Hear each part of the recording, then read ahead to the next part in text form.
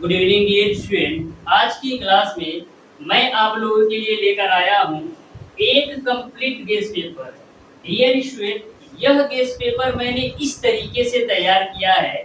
यदि आप dear student complete video अच्छी तरीके से देख लेते हैं, यानी कि टोटल के 75 क्वेश्चन यदि आप अच्छी तरीके से देख लेते हैं, तो 100% गारंटी के साथ मैं आपको कहता हूँ कि 70 से 80% क्वेश्चन आपको एग्जाम में इसी वीडियो से क्वेश्चन देखने के मिलेंगे।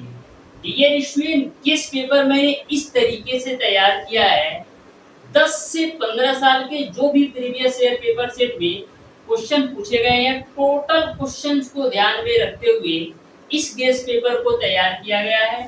तो डियर स्टूडेंट, बिल्कुल ध्यान से प्रत्येक क्वेश्चन के सॉल्यूशन को देखिएगा। यदि आप बिल्कुल अच्छी तरीके से कंप्लीट गेस पेपर यानी कि कंप्लीट 75 क्वेश्चन के सॉल्यूशन को देखकर जाते हैं, तो 100% गारंटी के साथ मैं कहता हूं कि 70 से 80% क्वेश्चन आपको इसी गेस पेपर से क्वेश्चन आपके एग्जाम में देखने को मिलेंगे। तो डियर स्टूडेंट, किसी भी क्वेश्चन को मिस नहीं कीजिएगा। मैं टोटल के 75 क्वेश्चन को बिल्कुल शानदार तरीके से सॉल्व कराने वाला हूं। यह वीडियो डियर स्टूडेंट मैक्सिमम आपका 1.5 घंटे का होने वाला है, तो लास्ट के 1.5 घंटे आप मेरे साथ बने रहिएगा। मैं डियर स्टूडेंट बिल्कुल शानदार तरीके से सारी चीजों को अच्छी तरीके से ध्यान में रखते हुए इस गेस्ट पेपर को तैयार किया है। इस गेस्ट पेपर के माध्यम से डियर स्टूडेंट आपको 100% लाभ होगा, या यह कह सकते हैं डियर स्टूडेंट 70 से 80% क्वेश्चन आपको इस तरीके से पूछे जाएंगे जो कि आपका कंप्लीटली गेस्ट पेपर से मैच करेगा। तो डियर स्टूडेंट, प्रत्येक क्वेश्चन का सॉल्यूशन बिल्कुल आप ध्यान से समझते जाइएगा। मैं बिल्कुल शानदार तरीके से सारी चीजों को ध्यान में रखते हुए मैंने इस गेस्ट पेपर को तैयार किया है। करीब मैंने डियर स्टूडेंट इस पेपर को तैयार करने में 7 से 8 घंटे का टाइम दिया है। सारी चीजों को प्रीवियस ईयर पेपर सेट को ध्यान में रखते हुए और 2-3 बुकों का कंपाइलेशन लेते हुए मैंने इसको बनाया है। इस तरीके से डिजाइन किया है डियर स्टूडेंट कि आपके 70 से 80% क्वेश्चन, मैं बार बार बोल रहा हूँ, 70 से 80% क्वेश्चन डियर स्टूडेंट इस गेस्ट पेपर से ही आपको अपने एग्जाम में देखने को मिलेंगे। तो ध्यान से डियर स्टूडेंट प्रत्येक क्वेश्चन के सॉल्यूशन को आप देखिएगा। तो क्वेश्चन नंबर 1 आपका है डियर स्टूडेंट, किसी धन पर 5% वार्षिक ब्याज की दर से 3 वर्ष के चक्रवृद्धि तथा साधारण ब्याज का अंतर रुपया 122 है, तो वह धन क्या है, ये आपको बताना है। तो ध्यान से देखिएगा डियर स्टूडेंट क्वेश्चन नंबर 1 को। बिल्कुल सिंपल सा क्वेश्चन है। क्वेश्चन में आपको बताना है कि मूलधन क्या है, जबकि आर की वैल्यू यानी कि दर की वैल्यू आपको 5% दे रखा है, और साधारण ब्याज और चक्रवृद्धि ब्याज का जो अंतर है वो आपका दे रखा है 122। तो मैंने आपको बताया था कि जब साधारण ब्याज और चक्रवृद्धि ब्याज का अंतर 3 वर्षों के साधारण ब्याज और चक्रवृद्धि ब्याज का अंतर दे रखा हो, तो वहां पर आपका फार्मूला होता है अंतर बराबर डियर स्टूडेंट, अंतर बराबर आपका डियर स्टूडेंट होता है पी आर स्क्वायर ब्रैकेट में 300 प्लस आर डिवाइडेड बाय 100 का क्यूब। यह फार्मूला तब अप्लाई होता है जब 3 वर्ष के साधारण ब्याज और चक्रवृद्धि ब्याज का अंतर दे रखा है। तो 3 वर्ष के साधारण ब्याज और चक्रवृद्धि ब्याज का अंतर आपको दे रखा है 122। पी की वैल्यू आपको निकालना है, आर का मान दे रखा है 5%, तो 5 का स्क्वायर करोगे तो 25 हो जाएगा, और यहाँ पर आप कर दो 300 प्लस का 5 डिवाइडेड बाय 100 का क्यूब है, तो इसको हम लिख लेते हैं 100 गुणे 100 गुणे 100 के रूप में। यहाँ तक सबको क्लियर है। 25 चौक को 100 हो जाएगा, तो यहाँ से डियर स्टूडेंट आपको मिल जाएगा 122 बराबर पी गुणे 300 में 5 जोड़ोगे तो 305 हो जाएगा, और नीचे में बट्टे आपका हो जाएगा 100 गुणे 100 गुणे 4 के रूप में। अब यहाँ पर 5 से काट देते, 5 36, 5 से कम 5, अब 5 भी सही हम आपका हो जाएगा 100।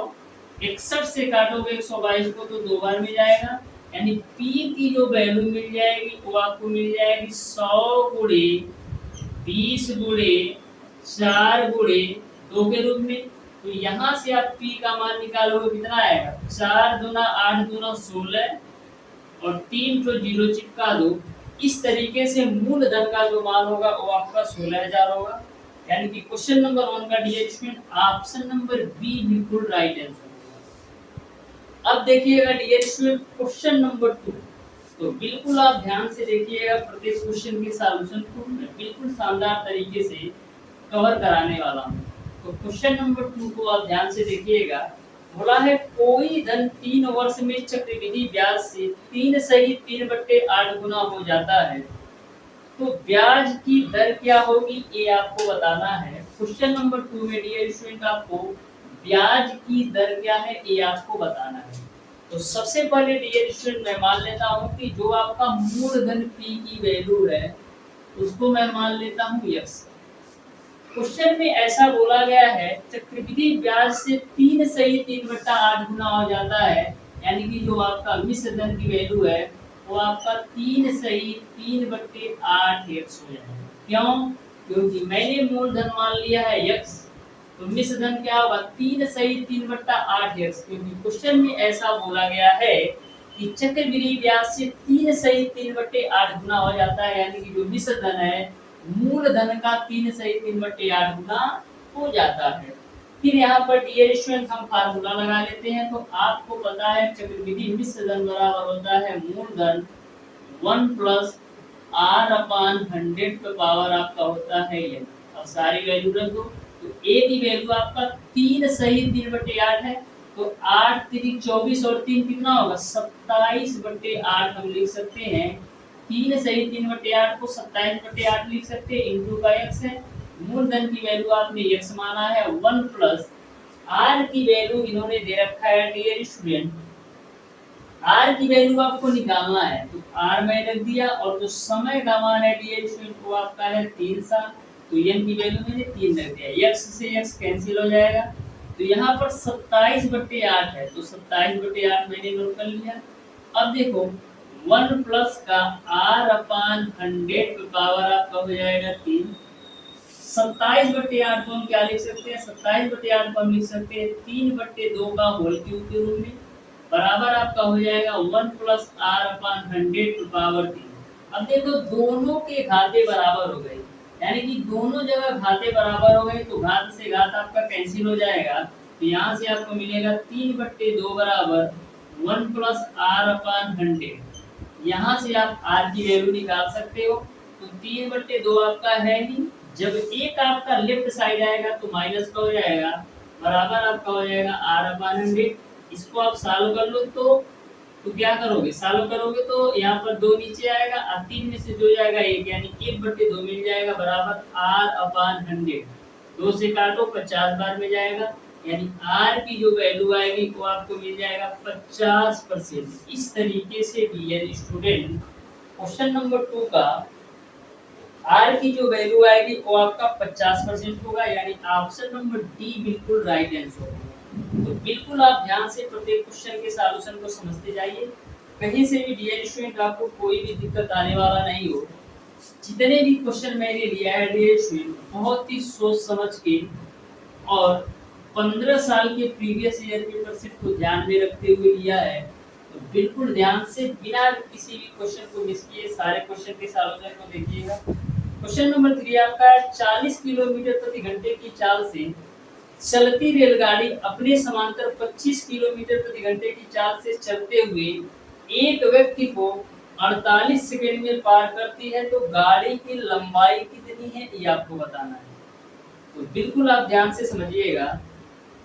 यहाँ पर डियर स्टूडेंट 40 किलोमीटर प्रति घंटे की चाल से चलती रेलगाड़ी, यहाँ पर क्वेश्चन में ऐसा बोला गया है कि जिस डायरेक्शन में आपकी रेलगाड़ी चलती है उसी डायरेक्शन में आपका व्यक्ति भी जा रहा है, यानी कि जिस डायरेक्शन में आपकी गाड़ी चलती है उसी डायरेक्शन में आपका व्यक्ति भी जा रहा है। तो ऐसे कंडीशन में जो आपका सापेक्ष चाल होगा दोनों की चालों के अंतर के बराबर होगा, क्योंकि दोनों जो है गाड़ी और व्यक्ति दोनों है एक दूसरे के समांतर दिशा में जा रहे हैं, या कह सकते एक ही दिशा में चल रहे हैं।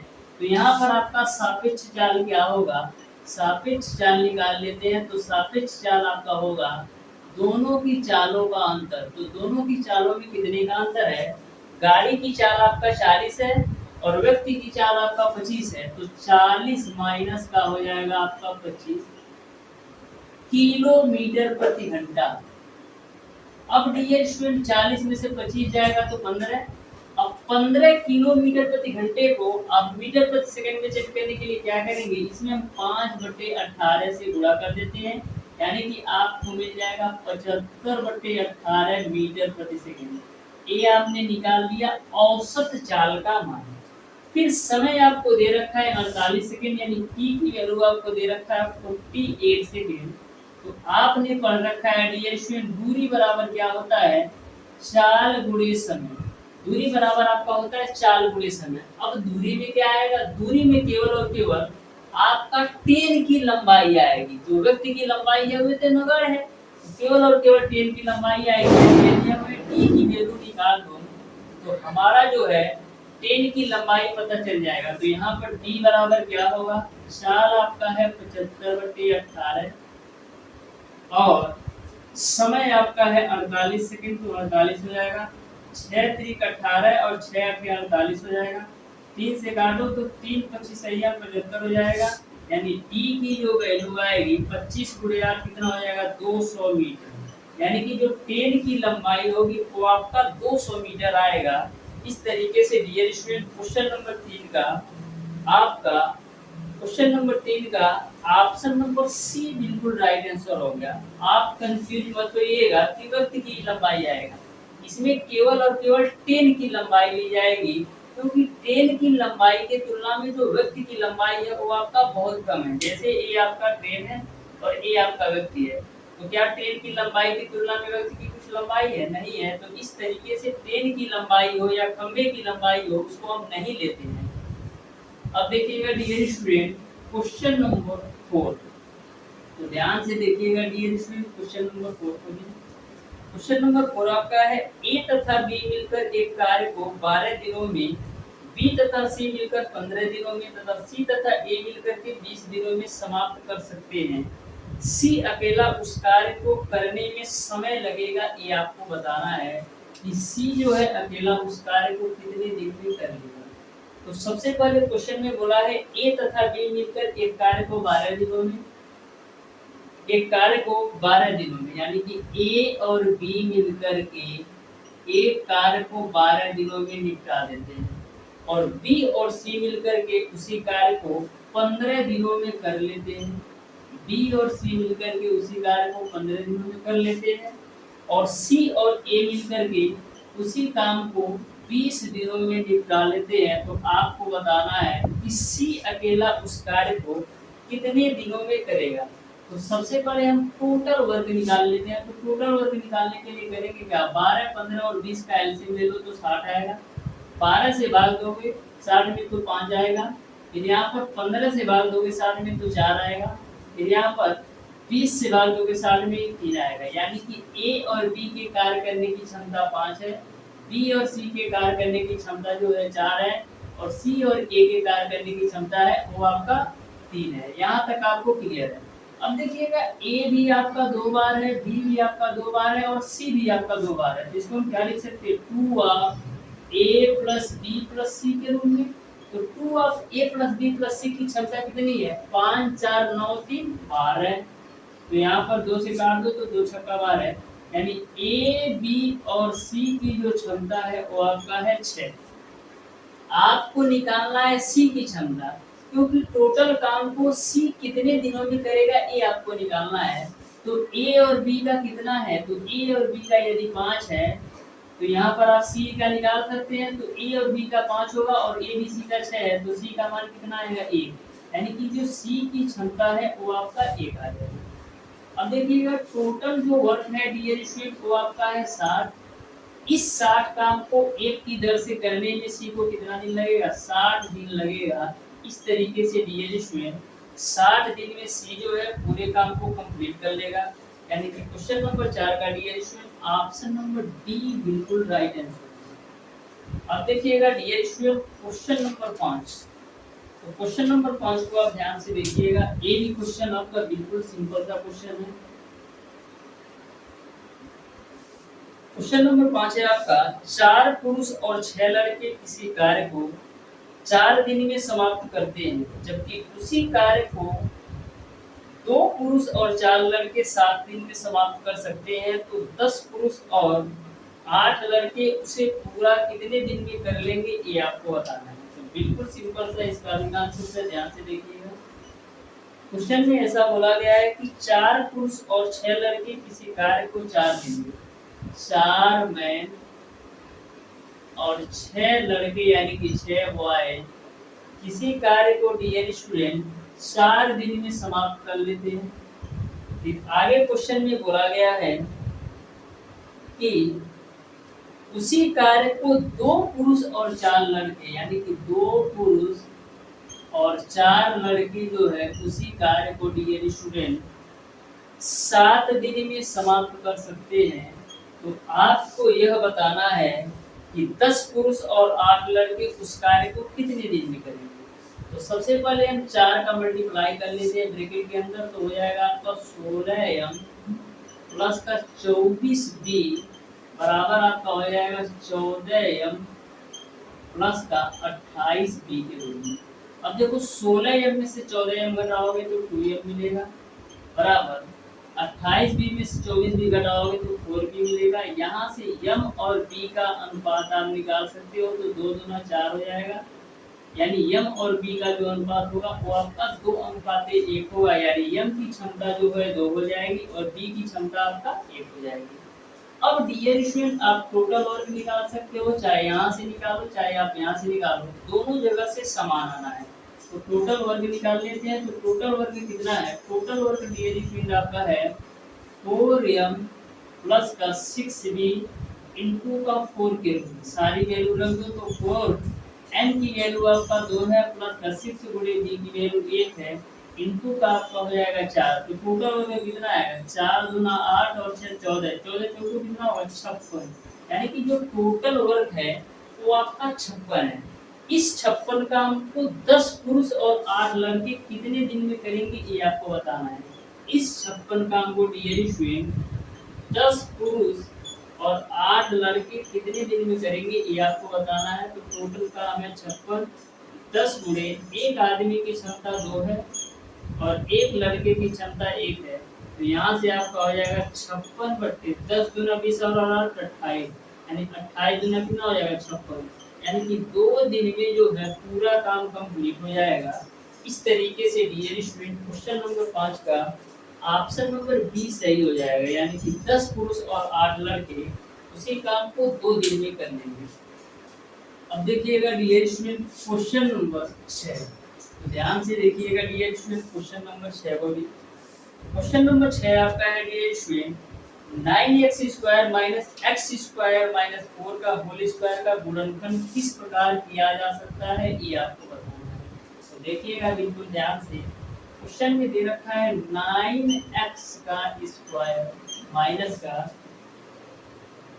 x² माइनस 4, x² माइनस 4 का होल स्क्वायर का मान क्या होगा ये आपको बताना है। तो सबसे पहले 9x² को हम क्या लिख सकते हैं, हम लिख सकते हैं 3x का होल स्क्वायर के रूप में, और a वाली जो वैल्यू है x² माइनस 4 का होल स्क्वायर आप इसको ऐसे ही रखिए। अब देखिएगा a आपका a² माइनस b² के रूप में होगा, a² माइनस b² के रूप में हो गया। तो a² माइनस b² बराबर क्या होता है, एक ब्रैकेट में a माइनस b और एक ब्रैकेट में a प्लस b। तो एक ब्रैकेट में a माइनस b यानी एक ब्रैकेट में 3x माइनस का x² माइनस का 4 हो जाएगा, a मैंने लिख लिया a माइनस b के रूप में। अब एक ब्रैकेट में a प्लस b के रूप में आएगा, तो a की वैल्यू आपका है 3x प्लस का b की वैल्यू आपका है x² माइनस का 4। यहाँ तक सबको क्लियर है। अब देखिएगा डियर स्टूडेंट यहाँ पर आपका 3x इस माइनस का गुणा कर दो तो माइनस का x² हो जाएगा और प्लस का 4 हो जाएगा। यहाँ तक आपको क्लियर है। यहाँ पर देखो एक सीक्वेंस में जमा देते हैं, तो x² प्लस का 3x माइनस का आपका हो जाएगा 4।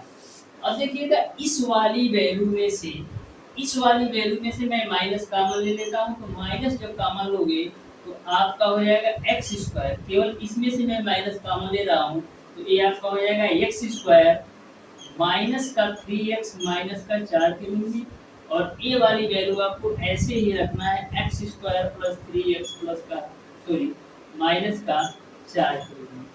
अब देखिएगा इसका आप द्विघात समीकरण से तोड़िएगा, इसको आप द्विघात समीकरण से तोड़िएगा तो आपको क्या मिलेगा, आपको मिल जाएगा डियर स्टूडेंट x माइनस का 4 और x प्लस का 1 के रूप में। देखो इन दोनों ब्रैकेट का आपस में मल्टीप्लाई कराओगे यही आएगा एक्स स्क्वायर प्लस एक्स और माइनस 4x माइनस 3x हो जाएगा, माइनस 4 का गुणा प्लस 1 में करोगे माइनस 4 होगा। अब इसका भी द्विघात समीकरण की सहायता से फैक्टराइज करोगे तो आपको क्या मिलेगा, आपको मिल जाएगा x प्लस का 4 और x माइनस का 1, इन दोनों का भी मल्टीप्लाई कराओगे तो यही मिल जाएगा। तो इस तरीके से फाइनल आंसर आपका यही होगा। यानी कि डियर स्टूडेंट क्वेश्चन नंबर 6 का जो फाइनल आंसर होगा वो आपका x minus 4 x plus 1 x plus 4 x minus 1 होगा, यही आपका बिल्कुल राइट आंसर होगा। अब देखिएगा डियर स्टूडेंट क्वेश्चन नंबर 7, बिल्कुल ध्यान से देखिएगा डियर स्टूडेंट क्वेश्चन नंबर 7 को भी बिल्कुल सिंपल सा इसका भी कॉन्सेप्ट है। क्वेश्चन नंबर 7 है आपका, वह बड़ी से बड़ी संख्या ज्ञात करें जिससे 23, 35 तथा 41 में भाग देने पर प्रत्येक दशा में 5 शेष बचे।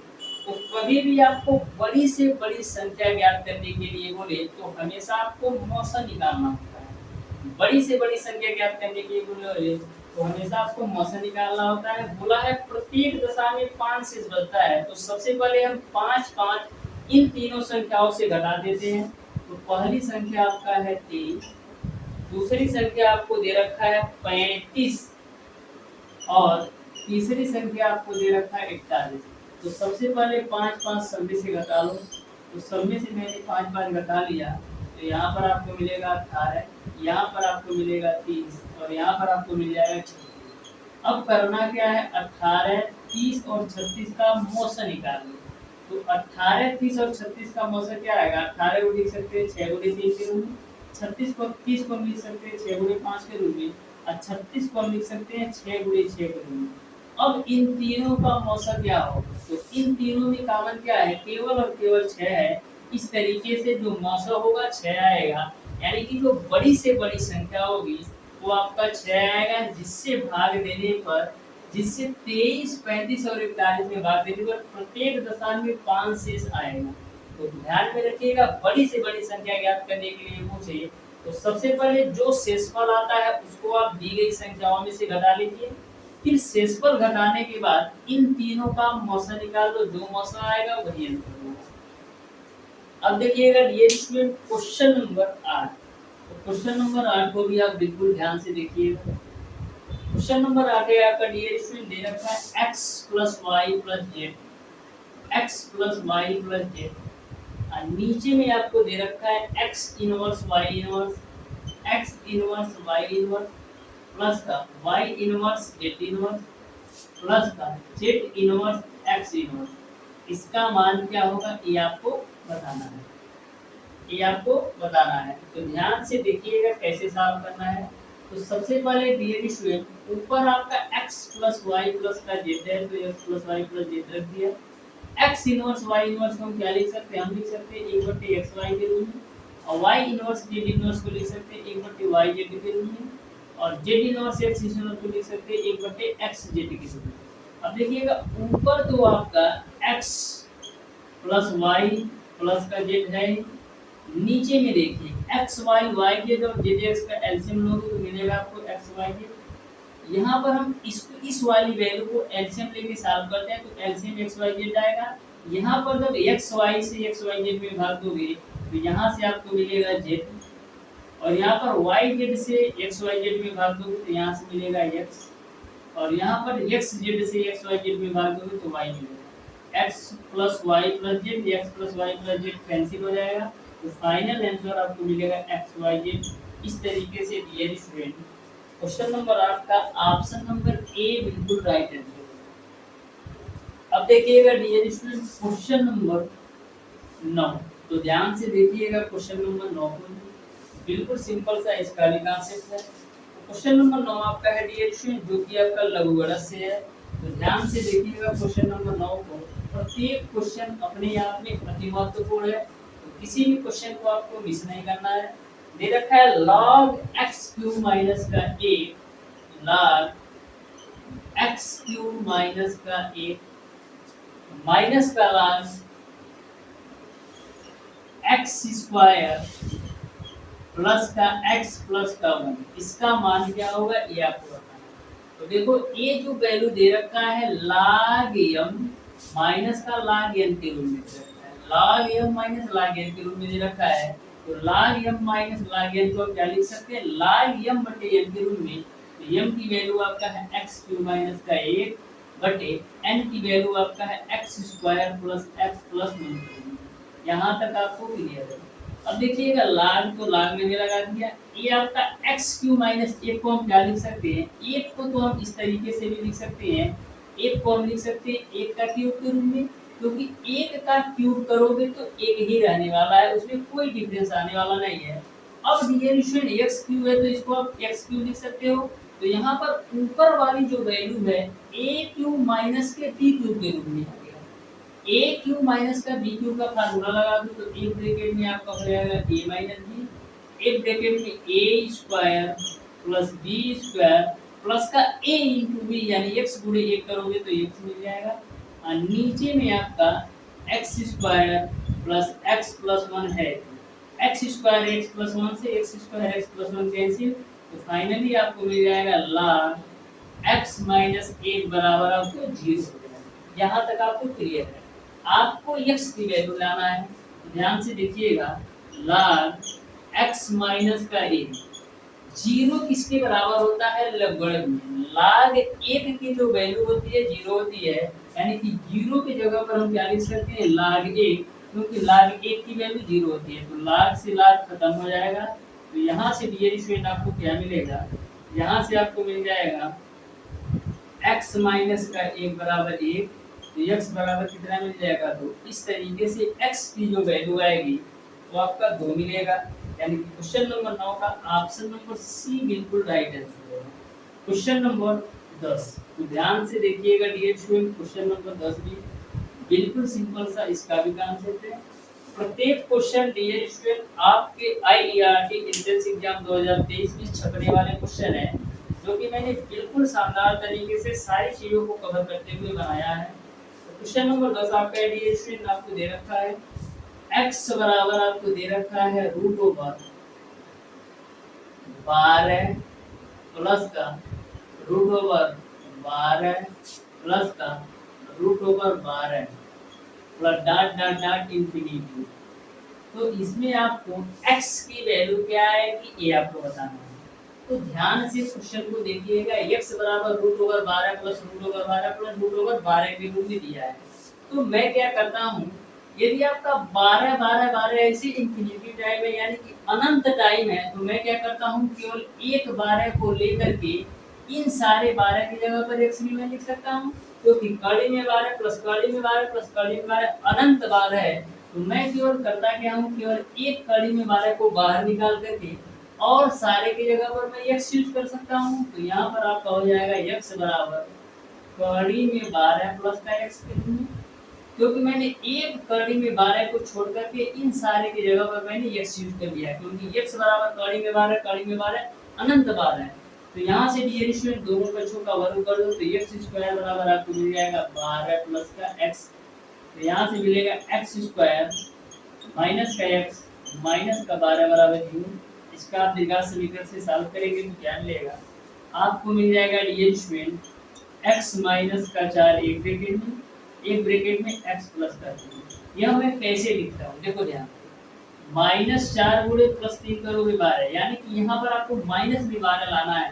तो -4 गुणे +3 करोगे तो 12 आएगा, और यहाँ पर आपको माइनस का x चाहिए, यानी कि यदि मैं माइनस के 4x में से प्लस का 3x घटाऊंगा तो ही तो आएगा। तो इस तरीके से बार बार आप कैलकुलेट कीजिएगा, तो आपको सॉल्व करने की जरूरत नहीं पड़ेगी, आप डायरेक्ट इसका सॉल्यूशन ऐसे लिख सकते हो। ठीक है, सॉल्व कीजिएगा तो यही आएगा। तो यहाँ से आप x की वैल्यू निकालोगे तो 4 मिलेगा, और यहाँ से आप x की वैल्यू निकालोगे तो -3 मिलेगा। 4 जो है ऑप्शंस में नहीं दे रखा है, 4 जो है ऑप्शंस में नहीं दिया है, यानी कि -3 बिल्कुल राइट आंसर होगा, यानी ऑप्शन नंबर ए आपका बिल्कुल सही आंसर होगा। अब देखिएगा डियर स्टूडेंट क्वेश्चन नंबर 11। तो क्वेश्चन नंबर 11 को आप ध्यान से देखिएगा। क्वेश्चन नंबर 11 में आपको दे रखा है यूनियन, यानी क्वेश्चन नंबर 11 में आपको यू की वैल्यू दे रखा है डियर स्टूडेंट 1 2 3 4 5 6 7 8। 1 2 3 4 5 6 7 और 8 की वैल्यू। फिर यहाँ पर डियर स्टूडेंट और आपको ए सेट ए की वैल्यू दे रखा है 2 4 6 7 8। 2 4 6 7 और 8 के रूप में आपको दे रखा है सेट ए की वैल्यू। तो आपको बताना है कि ए डैश का मान क्या होगा। तो ए डैश का मान निकालने के लिए करते क्या है, ए डैश का मान निकालने के लिए हम यूनियन सेट में से हम सेट ए को हटा देते हैं। यानी ए डैश का मान निकालने के लिए यू में से आपको ए को हटा देना है। तो यू में से आप ए को हटाओ, हटाते कैसे हैं, जो जो ए और यू में है कैंसिल हो जाएगा, उसके बाद जो यू में बचेगा वही आपका आंसर होगा। क्या होता है, u माइनस ए करने के लिए क्या करेंगे, जो जो ए में और u में मिल रहा है वो तो खत्म हो जाएंगे, उसके बाद जो u में बचेगा वही आपका मिलेगा। देखो 2 है तो 2 फोक्चा में, 4 है 4 फोक्चा में, 6 है तो 6 फोक्चा में, 8 है तो आपका 8 फोक्चा में। यानी क्या मिलेगा, यानी कि आपको मिल जाएगा ए डैश की वैल्यू आपको मिल जाएगी 1 3 5। ये 7 के साथ फोक्चा में चला जाएगा।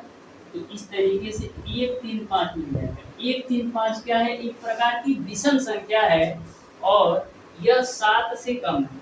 1 3 5 एक विषम संख्या और 7 से कम है। इस तरीके से क्वेश्चन नंबर 11 का ऑप्शन नंबर सी सही हो जाएगा। अब देखिएगा डियर स्टूडेंट क्वेश्चन नंबर 12। तो क्वेश्चन नंबर 12 को आप ध्यान से देखिएगा, बिल्कुल सिंपल सा इसका भी कांसेप्ट है। बोला है एक समकोण त्रिभुज के दो न्यून कोणों का अंतर 2π/5 है रेडियन है, तो उन कोणों के मान क्या है ये आपको बताना है। तो बिल्कुल आप ध्यान से देखिएगा, एक कोई समकोण त्रिभुज है जिसमें दो न्यून कोणों का जो अंतर दे रखा है 2π/5। तो एक समकोण त्रिभुज है, यानी एक कोण जो होगा वो तो आपका 90 डिग्री होगा। अदर दो कोण को मैं मान लेता हूँ कि x और दूसरा आपका y होगा। बोला है दोनों न्यून कोणों में जो अंतर है वो आपका 2π/5 है, यानी कि x माइनस का y की जो वैल्यू है वो आपका 2π/5 हो जाएगा। यहाँ तक आपको क्लियर है, क्योंकि समकोण त्रिभुज की बात हो रही है तो एक कोण तो 90 होगा और दूसरा मैंने मान लिया x है और तीसरा आपका y है। तो एक दो न्यून कोणों का अंतर, तो न्यून कोण कौन है, एक आपका x है और दूसरा y है। तो दोनों न्यून कोणों का अंतर 2π/5 दे रखा, तो मैंने 2π/5 लिख दिया। तो यहाँ से आपका x माइनस y, 2π/5 को आप रेडियन डिग्री में चेंज करो तो 2 का मान आपका 180 डिग्री हो जाएगा। बटे का 5 कर लो, 5 से काटो तो 5 और या 15 5 36, यानी 36 गुना कितना हो जाएगा 72। यानी कि यहाँ पर आपका हो जाएगा 72 डिग्री। ये आपका x माइनस हो। अब आप ध्यान से देखिएगा, यदि यह कोण आपका 90 डिग्री है तो x और y के कोणों का योग कितना होगा, वो भी 90 डिग्री होगा, क्योंकि किसी भी त्रिभुज के तीनों अंत कोणों का जो योग होता है वो आपका 180 डिग्री होगा। यदि आपका यह 90 डिग्री है तो इसका और इसका योग कितना होगा, यह भी आपका 90 डिग्री होगा। यानी कि दोनों कोणों का जो योग होगा यह भी आपका 90 डिग्री होगा।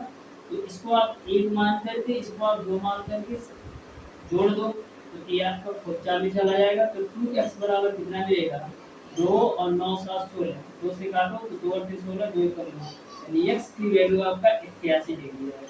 यदि x की वैल्यू 81 डिग्री समीकरण 1 या 2 में रख करके y का मान निकाल सकते हैं। तो यदि x की वैल्यू आपका 81 डिग्री हो जाएगा तो y की वैल्यू कितना होगा, y की वैल्यू आपका 9 डिग्री होगा। क्यों, क्योंकि दोनों कोणों का योग 90 है तो x यदि 81 होगा तो y आपका 9 होगा।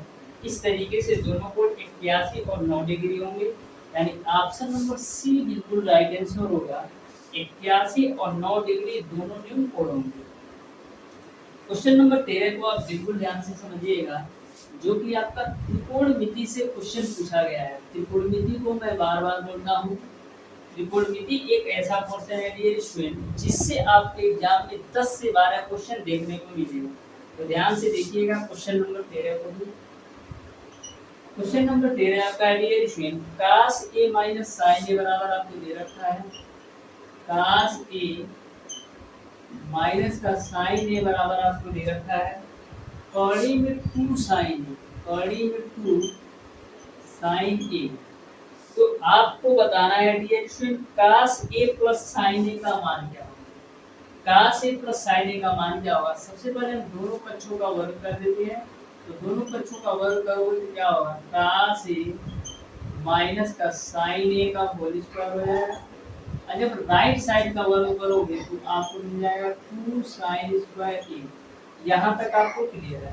अब a माइनस बी की होल स्क्वायर पर करोगे तो a माइनस बी की होल स्क्वायर पर करोगे तो cos स्क्वायर ए प्लस का साइन स्क्वायर ए माइनस का आपका हो जाएगा 2 साइन ए इंटू का cos ए बराबर आपका हो जाएगा 2 साइन स्क्वायर ए। अब देखिएगा cos साइन स्क्वायर ए प्लस cos स्क्वायर ए की वैल्यू 1 होती है। ये जो आपका 2 साइन स्क्वायर ए राइट साइड में, इसको आप लेफ्ट साइड में लेकर आओगे तो माइनस का 2 साइन स्क्वायर ए हो जाएगा। और यह जो आपका माइनस का 2 साइन ए इंटू cos ए है, इसको आप राइट साइड में ले जाओ तो हो जाएगा आपका 2 साइन ए इंटू का cos ए। यहाँ तक आपको क्लियर है। अब देखिएगा dear student 1 minus 2 sine square A किसके बराबर होता है, cos 2a के बराबर होता है। और राइट साइड में आपका 2 साइन ए इंटू का cos ए है। अब देखो cos 2a का एक फार्मूला आपको cos और sin के पदों में भी पता है। cos 2a का फार्मूला sin और cos के पदों में भी पता है। cos 2a बराबर आपका होता है cos स्क्वायर a माइनस का sin स्क्वायर a के रूप में, और a आपका 2 sin a इंटू का cos a है। अब देखिएगा cos स्क्वायर a माइनस का sin स्क्वायर a किस रूप में है। यह जो cos square a minus sin square a है, ये आपका a स्क्वायर माइनस का b स्क्वायर के रूप में है। तो a square minus b square को क्या लिख सकते हैं, एक ब्रैकेट में a प्लस b और एक ब्रैकेट में a minus b, a plus b यानी कि cos a प्लस का sin a हो जाएगा। और एक ब्रैकेट में a माइनस b यानी कि cos a माइनस का sin a हो जाएगा बराबर 2 साइन ए इंटू का आपका हो जाएगा cos। यहाँ तक आपको क्लियर है। अब डियर स्टूडेंट आपको cos ए माइनस साइन ए की वैल्यू कौड़ी में 2 साइन ए पता है, यानी कि हम cos ए माइनस साइन ए की जगह पर हम क्या लिख सकते हैं, कौड़ी में 2 साइन ए। तो लिख दो तो cos ए प्लस का साइन ए, और cos ए माइनस साइन ए की जगह पर हम लिख सकते हैं कौड़ी में 2 इंटू का साइन ए बराबर आपका हो जाएगा 2 साइन ए इंटू का cos ए। ये देखो साइन ए से साइन ए कैंसिल, एक बार और कर लेते हैं, देखो ध्यान तब अच्छी तरीके से समझ में आएगा। cos A plus sign A, cos A plus sign a बराबर, देखो एक कौड़ी में तो मैं इसके नीचे लेकर जाता हूँ, एक कौड़ी में तो इसके नीचे लेकर जाता हूँ, यानी कि आपका हो जाएगा 2 cos ए बट्टे का कौड़ी में 2। तो यहाँ पर देखो दो फॉर्म क्या लिख सकते हैं, दो फॉर्म लिख सकते हैं डियर स्टूडेंट, कौड़ी में 2 गुणे कौड़ी में 2 के रूप में, कौड़ी में 2 से कौड़ी में 2 कुच्चा में, यानी आपको मिल जाएगा cos ए प्लस का sin ए की वैल्यू आपको मिल जाएगा कौड़ी में 2 cos ए। इस तरीके से cos ए प्लस sin ए का मान कौड़ी में 2 cos ए होगा, यानी क्वेश्चन नंबर 13 का ऑप्शन नंबर बी बिल्कुल राइट आंसर होगा। ऑप्शन नंबर बी बिल्कुल राइट आंसर होगा। अब देखिएगा डियर स्टूडेंट क्वेश्चन नंबर 14, बिल्कुल आप ध्यान से देखिएगा क्वेश्चन नंबर 14 को भी, ये भी आपका सिंपल सा कॉन्सेप्ट है। क्वेश्चन नंबर 14 आपका डियर स्टूडेंट cos की पावर 6 ए माइनस sin की पावर 6 ए का मान क्या होगा, ये आपको बताना है। तो cos की पावर 6 ए माइनस sin की पावर 6 ए की वैल्यू क्या होगी, ये आपको बताना है। तो बिल्कुल आप ध्यान से देखिएगा cos की पावर 6 ए माइनस sin की पावर 6 ए का मान क्या होगा, ये आपको बताना है। तो बिल्कुल आप ध्यान से देखिएगा cos की पावर 6 ए को हम क्या लिख सकते हैं, हम लिख सकते हैं cos स्क्वायर ए का होल क्यूब माइनस sin की पावर 6 ए को हम लिख सकते हैं sin स्क्वायर ए का होल क्यूब के। अब आपका यह जो वैल्यू हो गई वो आपका ए क्यूब माइनस का बी क्यूब के रूप में, यह जो वैल्यू हो गई वो आपका ए क्यूब माइनस का बी क्यूब के रूप में हो गया। इसमें ए की वैल्यू cos स्क्वायर ए है और बी की जो वैल्यू है वो आपका साइन स्क्वायर ए है। यहाँ तक आपको क्लियर है। अब आप ए क्यू माइनस बी क्यू का फार्मूला खोल लो, तो ए क्यू माइनस बी क्यू बराबर क्या होता है, एक ब्रैकेट में ए माइनस बी यानी कि cos स्क्वायर ए माइनस का साइन स्क्वायर ए हो जाएगा, और एक ब्रैकेट में आपका होता है ए माइनस बी, और एक ब्रैकेट में आपका होता है A square plus B square plus का ए बी। तो ए स्क्वायर यानी कि cos स्क्वायर ए का होल स्क्वायर प्लस का साइन स्क्वायर ए का होल स्क्वायर प्लस का आपका हो जाएगा cos स्क्वायर ए इंटू का साइन स्क्वायर ए। यहाँ तक आपको क्लियर है, यहाँ तक आपको क्लियर है। अब देखिएगा डियर स्टूडेंट, ये आपका cos स्क्वायर ए माइनस का साइन स्क्वायर ए तो रहेगा ही। यहाँ पर देखो ए स्क्वायर साइन स्क्वायर ए प्लस cos स्क्वायर ए के रूप में है, साइन स्क्वायर ए प्लस cos स्क्वायर ए के रूप में है, तो इसका तो मान 1 हो जाएगा, और प्लस का ए आपका हो जाएगा cos स्क्वायर ए इंटू का साइन स्क्वायर ए। यही आपका आंसर हो जाएगा। इस तरीके से डियर स्टूडेंट फाइनल आंसर जो होगा वो आपका cos स्क्वायर ए माइनस साइन स्क्वायर ए एक ब्रैकेट में, दूसरे ब्रैकेट में 1 प्लस का cos स्क्वायर ए इंटू साइन स्क्वायर ए होगा, यानी कि क्वेश्चन नंबर 14 का ऑप्शन नंबर डी बिल्कुल राइट आंसर होगा। अब देखिएगा डियर स्टूडेंट क्वेश्चन नंबर 15, तो ध्यान से देखिएगा डियर स्टूडेंट क्वेश्चन नंबर 15 को भी, ये भी बिल्कुल सिंपल सा कॉन्सेप्ट है। तो क्वेश्चन नंबर 15 आपका dear student, cos 570 degree into का साइन 510 डिग्री माइनस का साइन 330 डिग्री इंटू का cos 390 डिग्री का मान क्या होगा, ये आपको बताना है। तो ध्यान से देखिएगा, दे रखा है cos 570 degree, cos 570 degree, sine 510 degree, sine 510 degree, minus का साइन 330 डिग्री, माइनस का साइन 330 डिग्री, और इंटू का दे रखा है cos 390 डिग्री, cos 390 डिग्री। इसका मान क्या होगा ये आपको बताना है।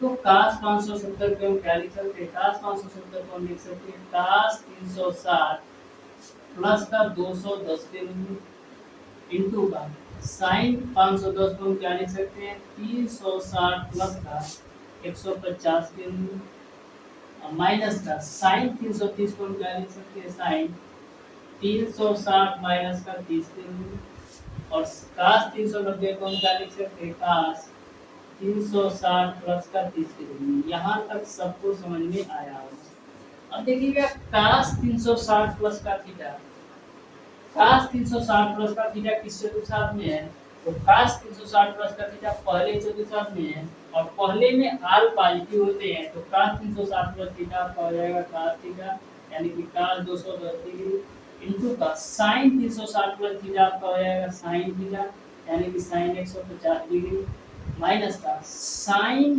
360 माइनस थीटा।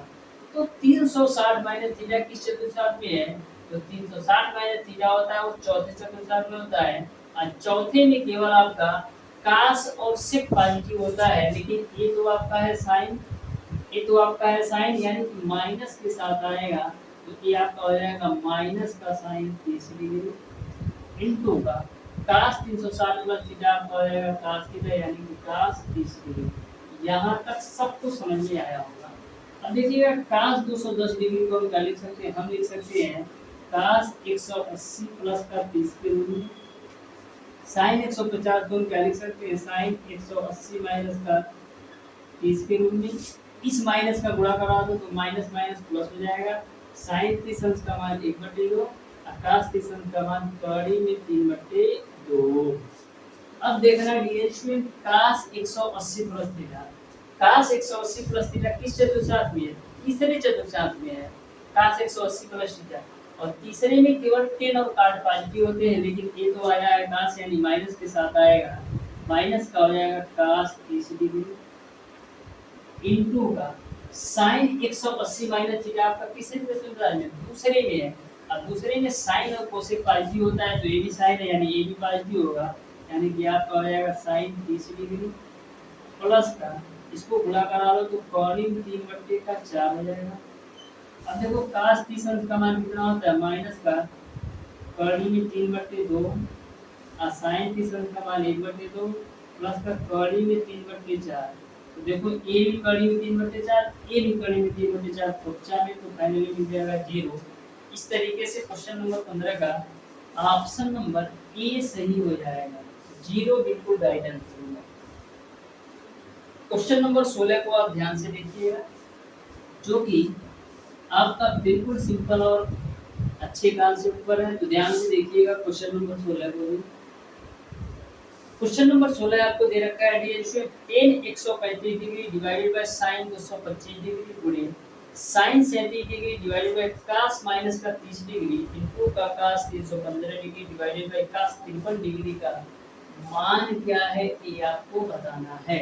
तो ध्यान से देखिएगा, tan 135 degree, tan 135 degree divided by sin 225 degree, sin 225 degree, sin 37 degree, sin 37 degree divided by cos minus 30 degree, cos minus का 30 degree into cos 315 degree, cos 315 degree बटे cos 53 डिग्री, cos 315 डिग्री बटे cos 53 degree, इसका मान क्या होगा ये आपको बताना है। तो tan 135 डिग्री को हम क्या लिख सकते हैं, tan 135 को हम लिख सकते हैं tan 90 प्लस का 45 के रूप में। अब देखो sin 225 है तो इसको लिख सकते हैं sin 180 प्लस का 45 के रूप में। अब देखो sin 37 है तो इसको हम क्या लिख सकते हैं, हम लिख सकते हैं sin 90 माइनस का 53 के रूप में। और नीचे में आपका cos माइनस थीटा होता है, ध्यान में रखिएगा, चाहे cos माइनस थीटा हो चाहे sec माइनस थीटा होता है, दोनों पॉजिटिव होते हैं। इसके अलावा tan हुआ, cot हुआ, चाहे sin हुआ, cosec हुआ, सब निगेटिव होते हैं। cos माइनस थीटा हो या sec माइनस थीटा हो, दोनों केवल पॉजिटिव होते हैं। इसके अलावा tan cot चाहे sin और cosec होते हैं, ये आपके निगेटिव होते हैं। तो cos माइनस थीटा हो जाएगा आपका cos थीटा, यानी कि cos 30 डिग्री। अब देखो cos 315 को हम क्या लिख सकते हैं, cos 360 माइनस का 45 डिग्री डिवाइडेड बाय ये आपका cos 53 डिग्री है तो 53 डिग्री रखो। अब देखो tan 90 प्लस थीटा क्या होगा, tan 90 प्लस थीटा आपका दूसरे चतुर्थांश में और दूसरे में केवल आपका sin और cosec पॉजिटिव होते हैं। ये आपका है tan, यानी कि माइनस के साथ तो आएगा। अब tan वाला किस में चेंज होता है, चेंज होता है 90 और 270 का, ये 90 है तो ये आपका हो जाएगा cot 45 डिग्री बटे sin 180 plus theta, sin 180 plus theta आपका तीसरे चतुर्थांश में है और तीसरे में केवल आपका tan और cos पॉजिटिव होते हैं, तो आपका sin है यानी माइनस के साथ आएगा, माइनस का sin 45 डिग्री गुणे sin 90 माइनस थीटा क्या हो जाएगा, cos थीटा यानी कि cos 53 degree divided by cos 30 अंश का मान तो ये इसको cos 30 ही रखो गुणे cos 360 minus theta, cos 360 minus theta आपका चौथे चतुर्थांश में है और चौथे में sec और cosec sec और cos पॉजिटिव होते हैं, तो ये आपका cos है यानी कि पॉजिटिव होगा, यानी कि cos हो जाएगा 45 degree divided by cos 53 degree है तो cos 53 डिग्री रखो। एक cos 53 से cos 53 कैंसिल आउट हो जाएगा। यहाँ पर देखो ठीक है, माइनस से माइनस बचा में, यहाँ पर देखो cot 45 डिग्री का मान 1 और sin 45 डिग्री का मान 1/कड़ी में 2 गुणे 1/cos 30 डिग्री का मान कड़ी में 3/2 गुणे cos 45 का मान 1/कड़ी में 2, 1/कड़ी में 2 से 1/कड़ी में 2 बचा में, तो फाइनल आंसर मिल जाएगा आपको 2/कड़ी में 3। इस तरीके से क्वेश्चन नंबर 16 का ऑप्शन नंबर डी सही हो जाएगा, 2/कड़ी में 3 बिल्कुल राइट आंसर होगा। अब देखिएगा डियर स्टूडेंट क्वेश्चन नंबर 17, तो ध्यान से देखिएगा डियर स्टूडेंट क्वेश्चन नंबर 17 को भी सारे क्वेश्चन को मैं बिल्कुल शानदार तरीके से कवर कराने वाला हूँ और टोटल क्वेश्चन अपने आप में इम्पोर्टेंट है। तो क्वेश्चन नंबर 17 को आप ध्यान से देखिएगा, बोला है 1 plus cot alpha plus 1 plus cot beta बराबर 2 है, तो अल्फा प्लस बीटा का मान क्या होगा ये आपको बताना है। तो क्वेश्चन नंबर 17 को आप ध्यान से देखिएगा। 1 प्लस का कॉट अल्फा और 1 प्लस का कॉट बीटा बराबर आपका 2 है, तो आपको बताना है कि अल्फा प्लस बीटा का मान क्या है। तो सबसे पहले करते क्या है, दोनों ब्रैकेट का गुणा करा देंगे, तो मिलेगा आपको 1 प्लस का काट बीटा प्लस का मिलेगा आपको काट अल्फा प्लस का मिलेगा आपको काट अल्फा इंटू का काट बीटा बराबर आपको मिल जाएगा 2, बराबर आपको मिल जाएगा 2। तो यहाँ से डियर स्टूडेंट देखो काट अल्फा और काट बीटा है, और यहाँ पर प्लस का काट अल्फा प्लस का कर दो काट बीटा। अब देखो 2 है राइट साइड में, जब एक आपका राइट साइड में जाएगा तो माइनस का 1 हो जाएगा, यानी फाइनली आपको मिल जाएगा 1। यहाँ से हम क्या लिख सकते हैं, यहाँ से हम लिख सकते हैं काट अल्फा काट बीटा, इस एक को आप लेफ्ट साइड लाओ तो माइनस का 1 हो जाएगा बराबर, ये जो काट अल्फा और काट बीटा है राइट साइड में लेकर जाते हैं तो माइनस का आपका हो जाएगा काट अल्फा और माइनस का आपका हो जाएगा काट बीटा। यहाँ तक सबको क्लियर है। मैंने एक को लेफ्ट साइड लाया और काट अल्फा और काट बीटा को राइट साइड में लिया, तो यहाँ से डियर स्टूडेंट आपका काट अल्फा काट बीटा माइनस का 1, इन दोनों से आप माइनस का कॉमन ले लीजिए, माइनस का 1 कॉमन ले लेंगे तो मिलेगा आपको काट अल्फा प्लस का काट बीटा के रूप में। तो यहाँ से डियर स्टूडेंट आपको मिल जाएगा कि काट अल्फा और काट बीटा माइनस का 1, यह पूरी वैल्यू आप नीचे लेकर आओ, काट अल्फा प्लस का काट बीटा बराबर आपको हो जाएगा माइनस का। अब देखो काट अल्फा काट बीटा माइनस का 1 डिवाइडेड बाय काट अल्फा प्लस काट बीटा किसका फार्मूला है, काट अल्फा काट बीटा माइनस का 1 डिवाइडेड बाय काट अल्फा काट बीटा किसका मान है, ये मान है आपका काट अल्फा प्लस बीटा के फार्मूला पर है, यानी कि यह जो फार्मूला है ये आपका काट अल्फा प्लस बीटा का है। अब माइनस 1 की जगह पर हम क्या लिख सकते हैं, माइनस 1 की जगह पर हम लिख सकते हैं डियर स्टूडेंट काट 135 डिग्री, क्योंकि काट 135 डिग्री का मान माइनस 1 होता है। काट से काट आपका खुच्चा नहीं, यानी आपको क्या मिलेगा, आपको मिल जाएगा अल्फा प्लस बीटा की वैल्यू 135 डिग्री। अब देखो आपके आंसर्स किसने दे रखा है 135 डिग्री, यानी ऑप्शन नंबर ए सही हो जाएगा, अल्फा प्लस बीटा का मान 135 डिग्री। क्वेश्चन नंबर 18 को आप बिल्कुल ध्यान से देखिएगा, इसका भी कॉन्सेप्ट आपका बिल्कुल सिंपल और साधारण है, ध्यान से देखिएगा आपको अच्छी तरीके से समझ में आएगा। क्वेश्चन नंबर 18 है आपका डियर स्टूडेंट, बोला है sine 45 degree sine 105 degree plus का cos 45 degree cos 105 degree divided by sine 75 degree और प्लस का cos 75 डिग्री का मान क्या होगा ये आपको बताना है।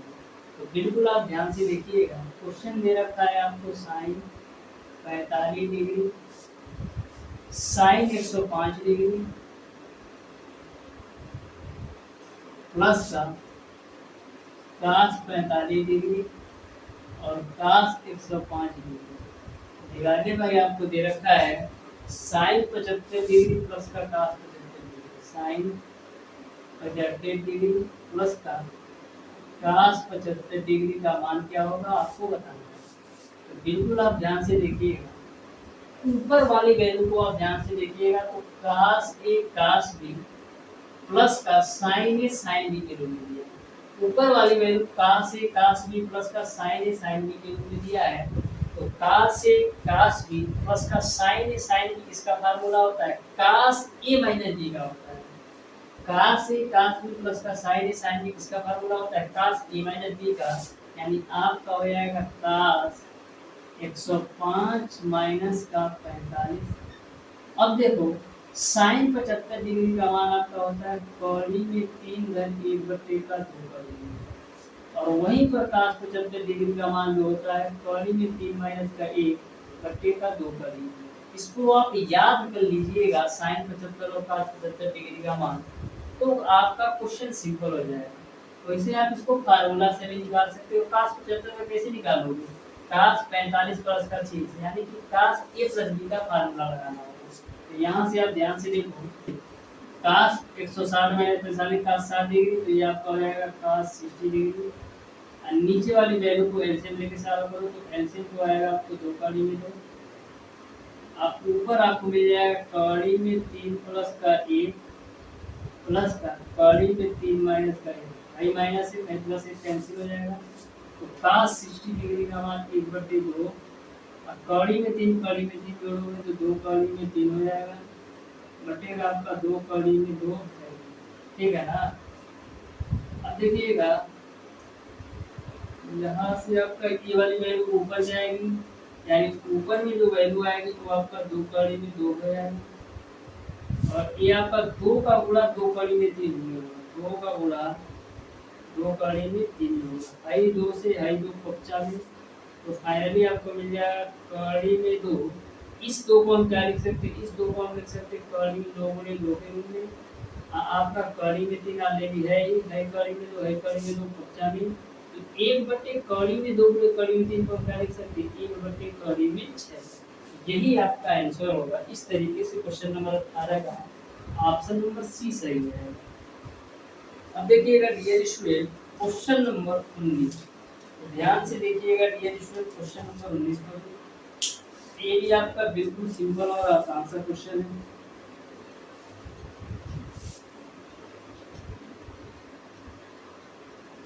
क्वेश्चन नंबर 19 आपका है cot a minus tan a divided by cot a plus tan a का मान क्या होगा, ये आपको बताना है।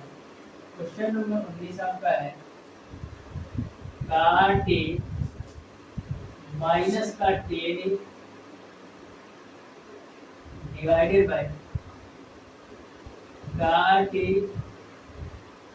प्लस tan a का मान क्या होगा, ये आपको बताना है। सारे जो ऑप्शन दे रखे हैं वो साइन और कास के पदों में दे रखे हैं। तो सबसे पहले हम इसको साइन और कास के पदों में तोड़ लेते हैं। तो कास को हम क्या लिख सकते हैं? काट को हम लिख सकते हैं कास a बट्टे का साइन a के रूप में, और tan को हम लिख सकते हैं साइन a बट्टे का कास a के रूप में। नीचे काट को हम लिख सकते हैं कास a बट्टे का साइन a के रूप में, प्लस का tan को हम लिख सकते हैं साइन a बट्टे का cos a के रूप में। यहाँ तक आपको क्लियर है। इसको एलसीएम लेके सॉल्व करो, तो यहाँ पर जब आप एलसीएम निकालोगे तो आपको मिलेगा साइन a इंटू का cos a, cos a का cos a में गुणा होगा तो मिलेगा आपको cos स्क्वायर a, माइनस का साइन a का साइन में गुणा होगा तो साइन स्क्वायर a। फिर नीचे वाली वैल्यू को देखो, साइन और cos a का एलसीएम आपका हो जाएगा क्या? एलसीएम आपका हो जाएगा cos a इंटू का साइन a। ऊपर में आपका वैल्यू क्या आएगी? ऊपर में वैल्यू आपका आएगा cos a गुणे cos a आपका हो जाएगा cos स्क्वायर a, प्लस का आपको मिल जाएगा साइन स्क्वायर a। यहाँ तक आपको क्लियर है। साइन a का कैंसिल। यहाँ पर देखना cos square a minus sine square a को हम क्या लिख सकते हैं? हम लिख सकते हैं cos 2a के रूप में। अब देखो sine square a plus cos square a का मान 1 होता है, तो फाइनली आंसर आपको मिल जाएगा cos 2a।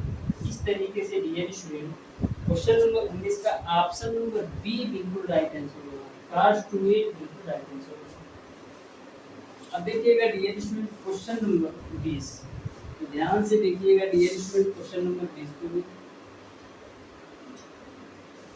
तो क्वेश्चन नंबर 20 आपका है साइन 75 डिग्री माइनस का sine 15 degree divided by cos 75 degree plus cos 15 degree का मान क्या है, ये आपको बताना है। तो ध्यान से देखिएगा sine 75 degree minus sine 15 degree, sine 75 degree minus का sine 15 degree divided by cos 75 degree plus का cos 15 degree, cos 75 degree plus का cos 15 डिग्री का मान क्या होगा, ये आपको बताना है। तो ऊपर वाली वैल्यू के लिए स्टूडेंट आपको sine C minus sine D का फार्मूला लगाना है, और नीचे वाली वैल्यू में आपको cos C plus cos D का फार्मूला लगाना है।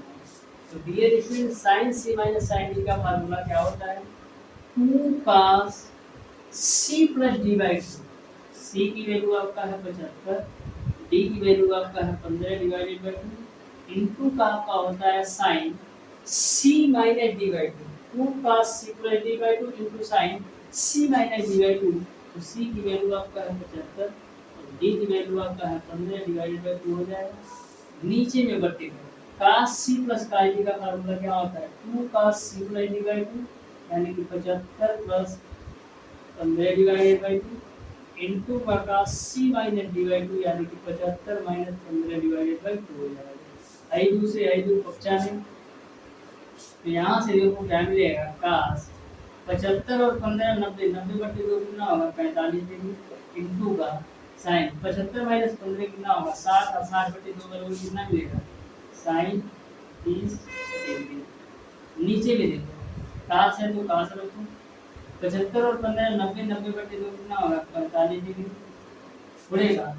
75 में से 15 घटाओगे तो 60 होगा, 60 बटे 2 कितना होगा कास 30 डिग्री। यहाँ तक सबको समझ में आया होगा। आई कास 45 आई कास 45 कैंसिल हो जाएगा। अब देखो साइन 30 अंश को हम लिख सकते हैं 1/2 के रूप में, आकाश 30 अंश को लिख सकते हैं करीब 3/2 के रूप में। आई 2 से 2 95, तो फाइनल जो आंसर होगा वो क्या मिलेगा, फाइनली आंसर मिल जाएगा आपको कोऑर्डिनेट। इस तरीके से डियर स्टूडेंट फाइनली जो आंसर मिलेगा डियर स्टूडेंट वो आपका 1/2 आएगा, यानी कि क्वेश्चन नंबर 20 का ऑप्शन नंबर 20 सही हो जाएगा। तो क्वेश्चन नंबर 21 को बिल्कुल ध्यान से समझिएगा। जो आपका क्वेश्चन नंबर 21 दे रखा है ये आपका वृत्त का क्वेश्चन है, ध्यान से समझिएगा। बोला है कि निम्न चित्र में वो वृत्त का केंद्र है तो कोण ACB का मान क्या होगा ये आपको बताना है। इस तरीके से मैंने एक वृत्त बना लिया, इन्होंने इस तरीके से ड्रा कर रखा है, तो लो भैया मैं इस तरीके से मैं ड्रा कर लेता हूँ, ठीक है।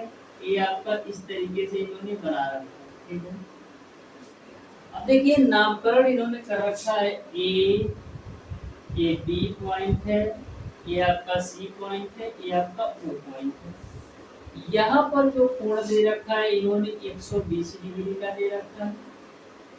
तो क्वेश्चन में आपसे यह पूछा जा रहा है कि कोण ACB का मान क्या होगा, कोण ACB की वैल्यू क्या होगी ये आपको बताना है क्वेश्चन नंबर 21। तो बिल्कुल आप ध्यान से देखिएगा, यानी इस वाले कोण की बात हो रही है, यह कोण कितना होगा।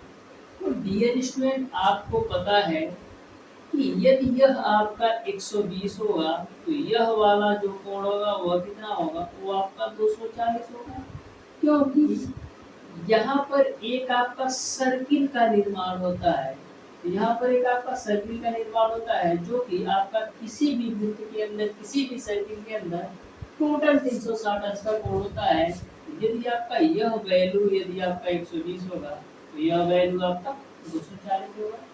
मैंने आपको एक कॉन्सेप्ट बताया था लास्ट क्लास में कि जो आपका वृत्त के केंद्र पर बना कोण होता है परिधि पर बने कोण का दोगुना होता है। वृत्त के केंद्र पर जो बना कोण होता है परिधि पर बने कोण का दोगुना होता है, उसी का जस्ट उल्टा आपका होता है परिधि पर बना कोण वृत्त के केंद्र पर बने कोण का आधा होता है। परिधि पर बना कोण वृत्त के केंद्र पर बने कोण का आधा होता है। तो वृत्त के केंद्र पर बना कोण 120 है, तो परिधि पर बना कोण कितना होगा, सॉरी वृत्त के केंद्र पर बना कोण आपका 240 है, तो परिधि पर कितना होगा 120। क्यों, क्योंकि वृत्त के परिधि पर जो बना कोण होता है तो वृत्त के केंद्र पर बने कोण का आधा होता है। वृत्त के परिधि पर जो बना कोण होता है वो वृत्त के केंद्र पर बने कोण का आधा होता है। इस तरीके से कोण ACB का जो मान होगा वो आपका 120 डिग्री है। क्वेश्चन नंबर 22 को आप बिल्कुल ध्यान से समझिएगा। बोला है AB और CD एक वृत्त के व्यास है, यदि कोण OBD बराबर 50 डिग्री तब कोण AOC की गणना कीजिए, ये आपको बताना है। तो बिल्कुल आप ध्यान से समझिएगा। सबसे पहले हम एक फिगर बना लेते हैं, इस तरीके से मैंने फिगर बना लिया। बोला है कि AB और CD वृत्त के व्यास हैं, तो लो भैया एक व्यास मैंने ये ले लिया AB के रूप में और दूसरा व्यास मैंने ले लिया CD के रूप में। वृत्त का व्यास का मतलब ये होता है कि परिधि के दोनों पॉइंट को टच करता है, तो वही आपका वृत्त का व्यास होता है। तो यहाँ से ये जो स्टूडेंट, इसको मैं इससे मिला देता हूँ और इसको आपको इससे मिला देता हूँ। क्वेश्चन में ऐसा बोल रखा है कि आपका C पॉइंट उन्होंने यहाँ मान रखा है और D पॉइंट यहाँ मान लीजिए तो अच्छा है, क्योंकि क्वेश्चन में दे रखा है कि क्यों कोण OBD का मान 50 डिग्री, ये आपका O है, OBD का मान आपका 50 डिग्री है।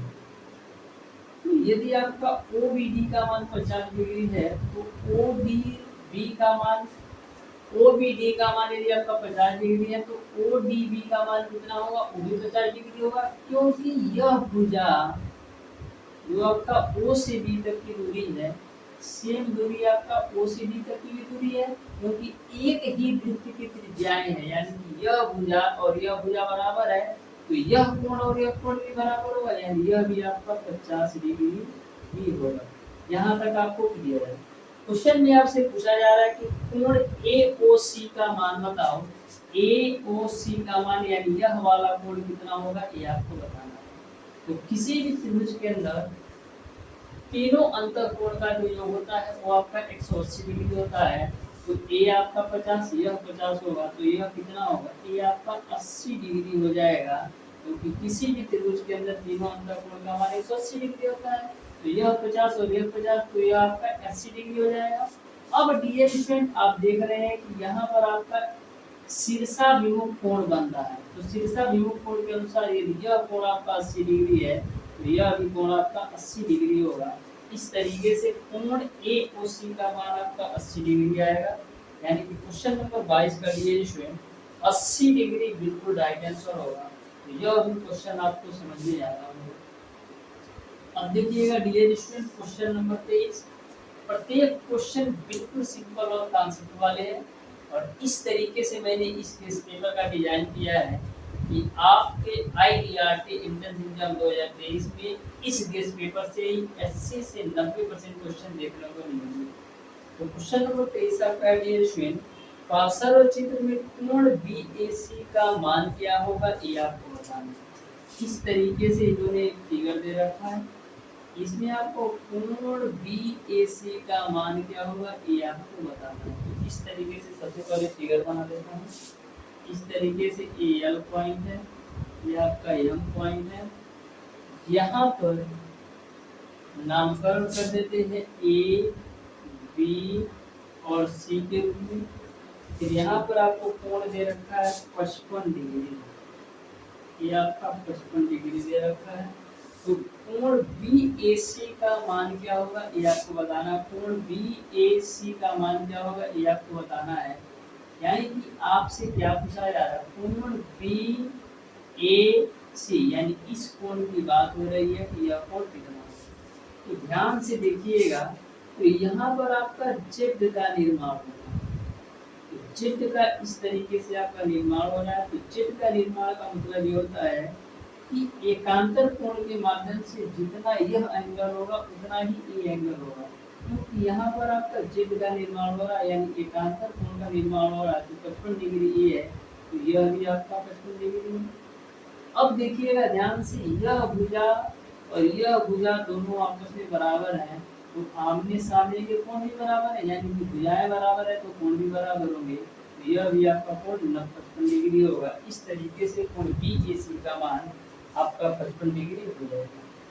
क्वेश्चन नंबर 24 को आप बिल्कुल ध्यान से देखिएगा, जो भी आपका वृत्त की स्पर्श रेखा से क्वेश्चन है, तो ध्यान से देखिएगा। ऐसा मैंने क्वेश्चन ऑलरेडी सॉल्व भी करवा रखा है। तो इस तरीके से डियर स्टूडेंट इन्होंने एक फिगर दे रखा है, यहाँ पर एक स्पर्श रेखा है और इस तरीके से इन्होंने मिला रखा है, ठीक है। फिर नामकरण कर देते हैं, ये आपका T पॉइंट है, ये आपका P पॉइंट है, फिर यहाँ पर ये आपका A पॉइंट है, यहाँ पर ये आपका B पॉइंट है और वृत्त का केंद्र आपका, ठीक है, कोई दिक्कत नहीं है। A से B तक की दूरी आपका 16 सेंटीमीटर है, यानी A से B तक की जो दूरी है वो आपका है 16। उसके बाद से पी से बी तक की दूरी आपका 9 सेंटीमीटर है, पी से बी तक की दूरी आपका 9 सेंटीमीटर है। तो आपको पीटी की वैल्यू क्या होगी ये आपको बताना है। तो जो आपका वृत्त की स्पर्श रेखा का स्क्वायर होता है, यानी कि जो पीटी का स्क्वायर होगा, ये आपका बराबर होगा बड़ी भुजा गुणे छोटी भुजा। तो बड़ी भुजा क्या है, पी ए, गुणे छोटी भुजा क्या है आपका पी बी। तो P से A तक की दूरी कितना है, 16 9 25। P से A तक की दूरी है 25 सेंटीमीटर, और PB की दूरी आपका 9 सेंटीमीटर है। तो PT का स्क्वायर बराबर आपको मिलेगा 25 गुणे 9। तो PT की वैल्यू क्या मिल जाएगी, PT की वैल्यू आपको मिल जाएगी 5 गुणे 3 करेंगे, क्योंकि यहाँ से आपको 5 मिल जाएगा, यहाँ से 3 मिल जाएगा, वैसे गुणा करके भी देख लो। तो यहाँ पर PT का जो मान आएगा वो आपका 15 सेंटीमीटर आ जाएगा। इस तरीके से डियर स्टूडेंट क्वेश्चन नंबर 24 का ऑप्शन नंबर ए सही हो जाएगा। अब देखिएगा डियर स्टूडेंट क्वेश्चन नंबर 25, तो बिल्कुल आप ध्यान से देखिएगा, किसी भी क्वेश्चन को आप मिस मत कीजिएगा। क्वेश्चन नंबर 25 आपका डियर स्टूडेंट, बिंदुओं 4, 6 तथा 3, -8 को मिलाने वाली रेखा को एक्स अक्ष किस अनुपात में विभाजित करता है ये आपको बताना है। एक्स अक्ष किस अनुपात में विभाजित करता है ये आपको बताना है। दे रखा है 4, 6, 3, -4, 4, 6 और 3, -8 एक्स अक्ष को किस अनुपात में विभाजित करता है ये आपको बताना है। तो एक्स अक्ष में क्या होता है, y बराबर आपका होता है 0। तो y की जगह पर हम क्या लिख सकते हैं, my2 plus ny1 divided by m plus n बराबर आपका 0 है। तो यहाँ से आपका my2 प्लस का ny1 बराबर आपका हो जाएगा 0। तो m की वैल्यू m है, y2 की वैल्यू कितना है -1 प्लस का n गुणे y1 का मान कितना है 6 बराबर आपका हो जाएगा 0। यहाँ से आपको मिलेगा 8m बराबर 6m। तो यहाँ से 2 चौका 2 तिया 6, यानी कि m बट्टे n की वैल्यू निकालोगे तो 3/4 आएगा। इस तरीके से जो अनुपात होगा वो आपका 3:4 का होगा, यानी ऑप्शन नंबर सी बिल्कुल राइट है। क्वेश्चन नंबर 26 को आप ध्यान से देखिएगा। तो क्वेश्चन नंबर 26 भी आपका बिल्कुल सिंपल सा कॉन्सेप्ट है। क्वेश्चन नंबर 26 में डियर स्टूडेंट आपको त्रिभुज का क्षेत्रफल ज्ञात करना है। बिंदु दे रखा है 0, 4 और आपको दे रखा है 6, 0, 0, 6, 0 दे रखा है और 0, ए आपका डियर स्टूडेंट x1 y1 की वैल्यू होती है, ए आपका x2 y2 की वैल्यू होती है और ए आपका x3 y3 की वैल्यू होती है। तो आपको बताना है कि त्रिभुज का क्षेत्रफल क्या होगा, ये आपको बताना है। तो किसी भी त्रिभुज के 3 बिंदु दे रखे हैं, तो वहां पर त्रिभुज के क्षेत्रफल का जो फार्मूला होता है वो आपका होता है 1/2 x y - y 3 बार लिख लो, तो x y माइनस का y x y माइनस का y प्लस का x y माइनस y आप 3 बार में भी लिख लूँगा। अब नामकरण कैसे करेंगे, 123 231 और 312 के लिए सारी वैल्यू रख दो। तो 1/2 है तो 1/2 रखी है। x1 की वैल्यू कितना है 0, तो x1 की वैल्यू 0 लोगे तो ये सारे 0 हो जाएंगे। प्लस का x2 का मान कितना है 6 है तो 6 रखिए। y3 का मान आपका है 8 और y1 का मान आपका है 4। प्लस का x3 की वैल्यू क्या है 0, तो यह 0 तो यह पूरा 0 हो जाएगा, यानी 0 हो जाएगा। तो फाइनली आपको क्या मिल जाएगा 1/2 गुणे 8 में से 4 जाएगा 4 और 4 गुणे 6 करोगे तो 24 हो जाएगा। तो 2 बरहिया हो जाएगा 24, यानी त्रिभुज का जो क्षेत्रफल आएगा वो आपका आएगा 12 वर्ग सेमी। इस तरीके से डियर स्टूडेंट क्वेश्चन नंबर 26 का ऑप्शन नंबर ए सही हो जाएगा। त्रिभुज का क्षेत्रफल 12 वर्ग सेमी हो जाएगा। क्वेश्चन नंबर 27 आपका डियर स्टूडेंट, एक त्रिभुज के डियर स्टूडेंट आपको 3 शीर्ष की वैल्यू दे रखा है, तो आपको त्रिभुज के केंद्रक के निर्देशांक बताना है।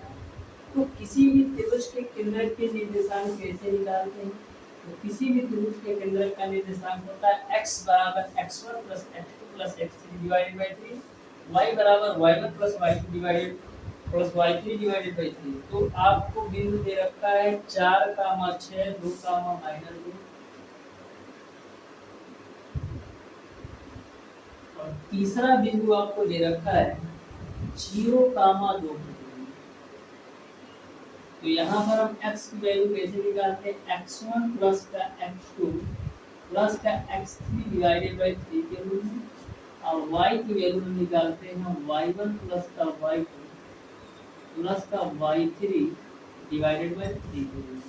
तो x1, x2 और x3 का ये मान है, y1, y2 और y3 का ये मान है। तो सारी वैल्यू रख दो। तो x1 का मान है आपका 4 प्लस का x2 का मान है आपका 2, x3 का मान है 0 डिवाइडेड बाई 3, y बराबर y1 का मान है आपका 6, y2 का मान आपका है -2 प्लस का y3 का मान आपका है प्लस का 2 डिवाइडेड बाई 3। ये 2 कैंसिल हो गया। यहाँ से आप x की वैल्यू निकालोगे तो 4 2 6 बटे 3 यानी कि 2 मिलेगा। यहाँ से आप y की वैल्यू निकालोगे तो यानी कि केंद्र क्या होगा, x, y की वैल्यू आपका 2, 2 मिल जाएगा। इस तरीके से डियर स्टूडेंट क्वेश्चन नंबर 27 का ऑप्शन नंबर डी सही हो जाएगा। क्वेश्चन नंबर 28 को भी आप ध्यान से देखिएगा। ये भी क्वेश्चन आपका बिल्कुल सिंपल सा कॉन्सेप्ट है, ध्यान से देखिएगा। क्वेश्चन नंबर 28, क्वेश्चन नंबर 28 में दे रखा है कि दो बिंदु -3, 2 और -4, -2 एक बिंदु -1, y से समान दूरी पर है, तो y का मान बताना है। -3, 2 और -4, -3 ये दोनों बिंदु जो है -1, y से समान दूरी पर है। तो आपको बताना है डियर स्टूडेंट कि y की वैल्यू क्या आएगी। -3, 2 -4, 3 -1, y से समान दूरी पर है, यानी कि जितनी दूरी इन दोनों के बीच है उतनी दूरी इन दोनों के बीच में है। तो यहाँ से आपका हो जाएगा -3, 2 -1, y बराबर आपका हो जाएगा -1, y और -4, -3, यानी कि इन दोनों बिंदुओं के बीच की दूरी इन दोनों बिंदुओं के बीच की दूरी के बराबर है। तो दो बिंदुओं के बीच की दूरी का फार्मूला क्या होता है, y2 - y1 का होल स्क्वायर। y2 की वैल्यू y है माइनस का y1 की वैल्यू 2 है तो स्क्वायर प्लस का x2 - x1 का होल स्क्वायर। तो x2 की वैल्यू -1 माइनस का x1 का होल स्क्वायर, तो माइनस फार्मूले से और ये माइनस हो जाएगा प्लस का 3 का होल स्क्वायर बराबर। यहाँ पर भी आप दो बिंदुओं के बीच की दूरी लगा दो, तो y2 - y1 का होल स्क्वायर यानी -3 और यह माइनस और फार्मूले से माइनस प्लस का हो जाएगा 1 प्लस का x2 - x1 का होल स्क्वायर। x2 का मान -4 और x सॉरी यहाँ पर मिस्टेक है, एक बार देख लेते हैं। y2 - y1 का होल स्क्वायर, तो y2 की वैल्यू आपका -3 और y1 की वैल्यू आपका y स्क्वायर प्लस का x2 - x1 का होल स्क्वायर। तो x2 का मान -4 अब माइनस फार्मूला से और यह माइनस आपका हो जाएगा प्लस 1 का होल स्क्वायर। यहाँ तक सबको क्लियर है। अब देखिएगा y - 2 का होल स्क्वायर कर दो तो y स्क्वायर प्लस का 4 माइनस का 4y मिलेगा। यहाँ पर 3 में से 1 जाएगा 2 और 2 का स्क्वायर करोगे तो 4 मिलेगा बराबर।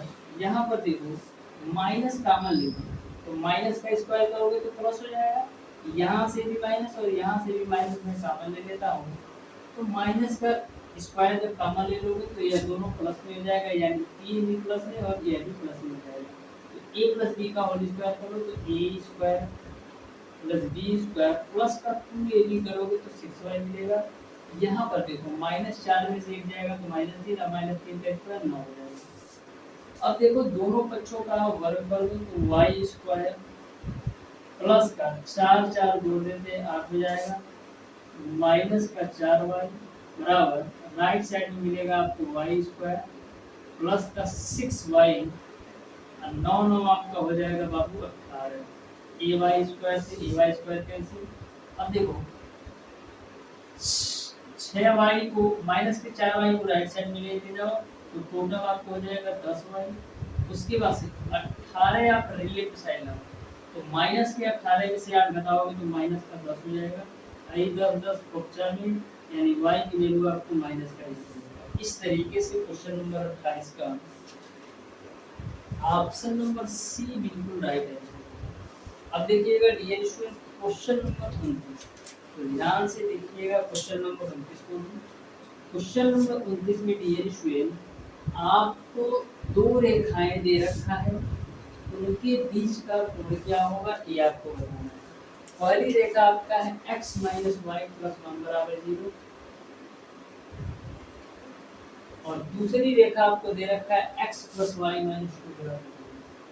x + y - 2 = 0। इन दोनों रेखाओं के बीच का कोण क्या होगा ये आपको बताना है। ध्यान से देखिएगा, इसको 1 मान लो और इसको आप 2 मान लो। तो समीकरण 1 से आप m1 की वैल्यू निकालोगे तो क्या आएगा माइनस का x का गुणांक बटे y का गुणांक यानी m1 की वैल्यू आपको मिल जाएगा 1।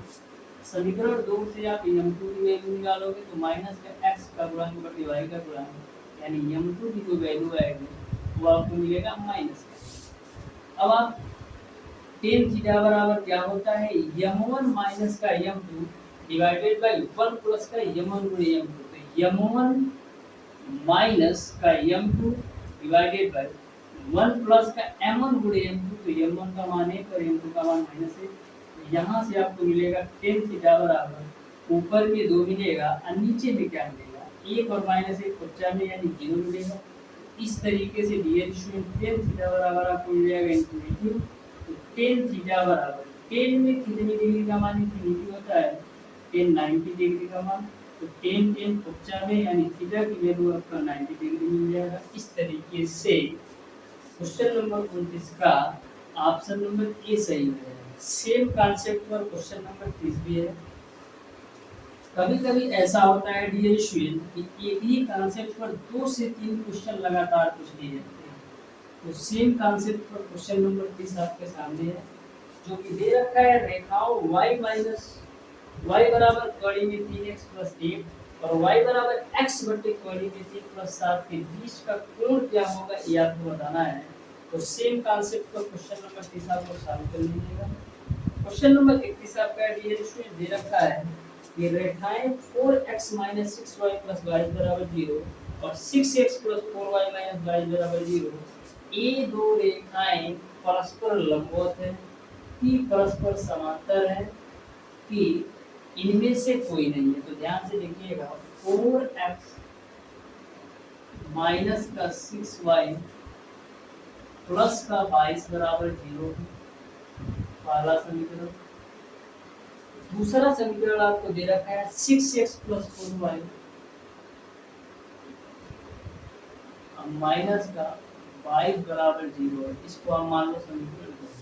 तो समीकरण 1 से जब आप m1 की वैल्यू निकालोगे तो क्या आएगा माइनस का x का गुणांक बटे y का गुणांक। तो माइनस का x का गुणांक 4 और y का गुणांक -6। तो ये माइनस माइनस कैंसिल यानी m1 की वैल्यू आपको मिल जाएगी 4/6। अब आप m2 की वैल्यू निकालो समीकरण 2 से। तो माइनस का x का गुणांक बटे का y का गुणांक। अब देखो यदि m1 गुणे m2 का मान -1 आता है तो ये दे रेखाएं परस्पर लंबवत है। तो m1 गुणे m2 का मान यदि आपका -1 आ जाता है तो दोनों रेखाएं परस्पर लंबवत है। तो m1 का मान 4/6 और m2 का मान -4/6/4 a4 a4 a6 a6 यानी कि -1 आपको मिल रहा है। इस तरीके से m1 गुणे m2 का मान -1 आ रहा है यानी कि दोनों रेखाएं परस्पर लंबवत है। इस तरीके से क्वेश्चन नंबर 31 का ऑप्शन नंबर ए सही हो जाएगा। क्वेश्चन नंबर 32 आपका है 10 मीटर लंबे 6 मीटर चौड़े तथा 4 मीटर ऊंचे कमरे में रखी जा सकने वाली अधिकतम लंबाई होगी। तो किसी भी कमरा के अंदर जो भी आपका घनाभ के आकार का हो या घन के आकार का हो, सबसे लंबी छड़ जो रखी जा सकती है वो उसके विकर्ण के बराबर रखी जा सकती है। तो डायरेक्ट हम करते क्या है विकर्ण निकाल लेते हैं। तो डायगोनल बराबर क्या होता है √L² plus B square plus का एच स्क्वायर। लंबाई है 10, चौड़ाई है 6, ऊंचाई है 4। तो लंबाई है 10, तो 10 का स्क्वायर 100, चौड़ाई है 6, 6 का स्क्वायर 36, ऊंचाई है 4, 4 का स्क्वायर 16। यहाँ से आपको मिल जाएगा रूट ओवर 152। 152 की वैल्यू आपका 12.33 होगा। यानी कि जो सबसे लंबी छड़ रखी जा सकती है वो आपका 12.33 मीटर का, यानी कि क्वेश्चन नंबर 32 का ऑप्शन नंबर ए सही हो जाएगा। क्वेश्चन नंबर 33 आपका है स्टूडेंट, एक बेलन का आयतन 924 वर्ग सेमी है तथा वक्र पृष्ठ आपका 264 वर्ग सेंटीमीटर है। तो आपको बताना है कि बेलन की ऊंचाई कितनी होगी। तो बेलन का आयतन दे रखा है 924। ये आपका कौन सा क्वेश्चन है? Question number 33। बेलन का आयतन क्या होता है? पाई आर स्क्वायर एस बराबर आपको दे रखा है 924 और बेलन का वक्र पृष्ठ दे रखा है 264। बेलन का वक्र पृष्ठ क्या होता है? 2 पाई आर एस बराबर आपको दे रखा है 264। तो क्या करते हैं? आयतन की वक्र पृष्ठ से हम भाग देते हैं। देखो पाई से पाई 95, एक आर से एक आर 95, तो यहाँ से एच से एच 95। तो फाइनली आपको मिल जाएगा, क्या मिलेगा? ऊपर से मिलेगा आर और नीचे से मिलेगा 2। इसको भी काट लो, 11/88, 11 × 44, 11 × 22, 11 × 44, 12 × 24 और 12 × 84। यानी फाइनली आपको मिल जाएगा 7/2, 2 से 2 कैंसिल, यानी आर की वैल्यू आपको मिल जाएगा 7 सेंटीमीटर। आपको निकालना है ऊंचाई। तो बेलन का जो वक्र पृष्ठ दे रखा है यानी कि 2 पाई आर एच की वैल्यू दे रखा था वो आपका 264 दे रखा है। तो 2 पाई की वैल्यू 22/7, आर की वैल्यू 7 और ऊंचाई आपको निकालना है बराबर आपका है 264। 7 से 7 कैंसिल कर दो, 2 से काटो तो 2 1 कम 2, 2 3 6, 2 2 7, 22 से 132 को काटोगे तो 6 टाइम में कटेगा, यानी एच की वैल्यू आएगी तो आपका 6 सेंटीमीटर आएगा। इस तरीके से डियर स्टूडेंट क्वेश्चन नंबर 33 का ऑप्शन नंबर सी सही हो जाएगा। क्वेश्चन नंबर 34 आपका डियर स्टूडेंट, एक आयताकार कागज का टुकड़ा 44 × 10 सेंटीमीटर। इस कागज को डियर स्टूडेंट इस तरीके से मोड़ा जाता है कि ऊंचाई आपका 10 सेंटीमीटर है। तो आपको बताना है आयतन क्या है। तो बिल्कुल आप ध्यान से देखिएगा। जैसे डियर स्टूडेंट एक मैं आपको एग्जांपल के माध्यम से बताता हूँ। जैसे आपका एक कागज मैंने ले लिया है जो कि आपका 44 × 10 सेंटीमीटर का है। ये मेरा कागज है जिसकी लंबाई आपका 44 सेंटीमीटर है और चौड़ाई आपका 10 सेंटीमीटर। लंबाई 44 है, चौड़ाई 10 सेंटीमीटर है। क्वेश्चन में ऐसा बोला जाता है, इसको मोड़ करके इस तरीके से बेलन बनाया जाता है कि ऊंचाई 10 सेंटीमीटर। तो जब डियर स्टूडेंट इसको आप चौड़ाई के माध्यम से मोड़ेंगे तो भी तो ऊंचाई आपका 10 सेंटीमीटर आएगा, क्योंकि लंबाई तो 44 है और आपका चौड़ाई आपका 10 सेंटीमीटर है। तो चौड़ाई के पर्सपेक्टिव यदि मैं इस तरीके से मोड़ दूं तो ही तो हमारा ऊंचाई आएगा, तो ही तो हमारा ऊंचाई 10 सेंटीमीटर होगा जब चौड़ाई के पर्सपेक्टिव मोड़ूंगा।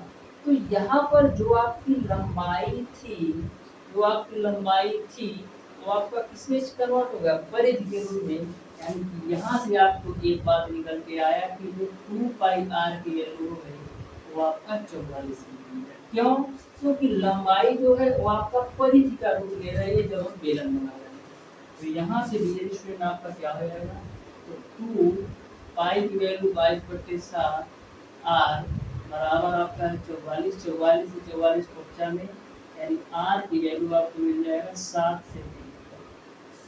उसके बाद से एच की वैल्यू आपने देखा है 10 सेंटीमीटर पाई। आपको बताना है कि बेलन का आयतन क्या होगा। तो बेलन का आयतन क्या होता है? पाई आर स्क्वायर एच।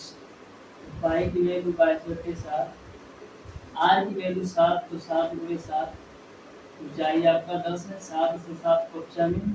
देखो 7 × 14, 7 × 14 15, 1540 वर्ग सेमी आएगा, यानी आयतन जो होगा 1540 होगा। यानी क्वेश्चन नंबर 34 का ऑप्शन नंबर सी सही हो जाएगा।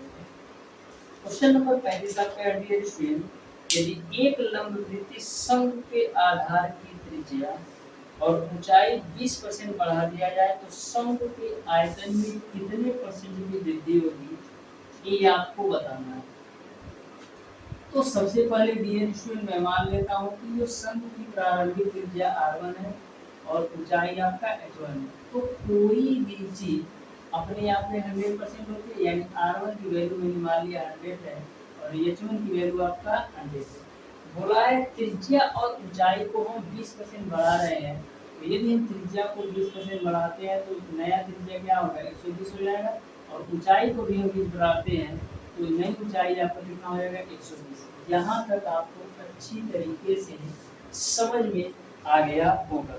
ये आपका क्वेश्चन नंबर 35 है, यहाँ तक आपको अच्छी तरीके से समझ में आ गया होगा। 20 से काट दो, 20 25 100, 20 छक्का 120, 20 25 100 और 20 छक्का आपका 120, यानी कि प्रारंभिक त्रिज्या आपका 5 था, जब 20% वृद्धि किया तो त्रिज्या 6 हो गया। प्रारंभिक ऊंचाई 5 था, जब 20% वृद्धि किया तो 6 हो गया।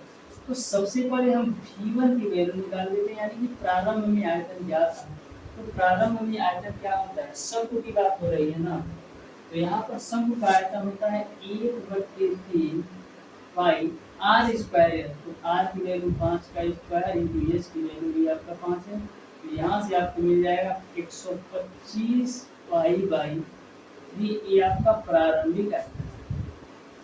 अब डियर स्टूडेंट जब हम 20% त्रिज्या और ऊंचाई बढ़ाते हैं तब आयतन निकाल लेते हैं, तो 1/3 पाई r2 का स्क्वायर इंटू का h2 से, तो 1/3 पाई r2 की वैल्यू 6 है, तो 6 का स्क्वायर 36 गुणे का ऊंचाई 6, यानी यहाँ से आपको मिल जाएगा 216 पाई/3। तो प्रारंभिक आयतन 125 पाई/3 था और अब आयतन जो है 216 पाई/3, तो पाई/3 से पाई/3 बचा में, यानी आयतन जो था 125 था पहले, अब आयतन आपका कितना हो गया, 216। तो कितने की वृद्धि हो रही है, वृद्धि हो रही है 91 की, किससे, 125 से। परसेंटेज में चेंज करने के लिए 100 से गुणा कर लो, तो 25 चौका 100 और 25 25 आपका हो गया 125। तो 4 एकम 4 और 4 9 36 हो जाएगा, बटे नीचे में आपका हो जाएगा 5, तो हो जाएगा 5 सते 35, 5 गुना 10 5 यानी 72.8% की वृद्धि होगी। 72.8 को लिख सकते हैं 73% की होगी।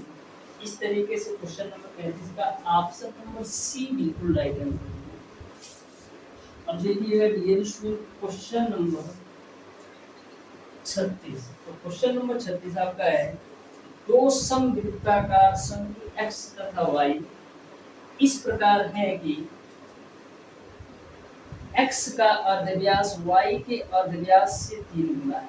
x का जो अर्धव्यास है वो y के अर्धव्यास का 3 गुना है। तो मैं मान लेता हूँ y का जो अर्धव्यास r की वैल्यू है वो आपका x है, तो x का अर्धव्यास कितना होगा, 3x। क्योंकि क्वेश्चन में ऐसा बोला गया है कि x का अर्धव्यास y के अर्धव्यास का 3 गुना। फिर आगे बोला गया है तथा y का आयतन x के आयतन का 1/3। y का जो आयतन है वो x के आयतन का 1/3 है, तो x का आयतन मैं मान लेता हूँ आपका y है, x का आयतन मैं मान लेता हूँ कि ये स्टूडेंट इसको हम मान लेते हैं z।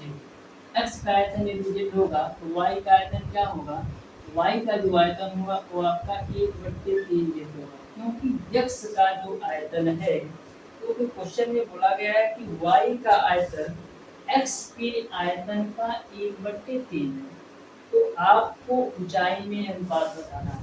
तो सबसे पहले शंकु का आयतन क्या होता है, शंकु का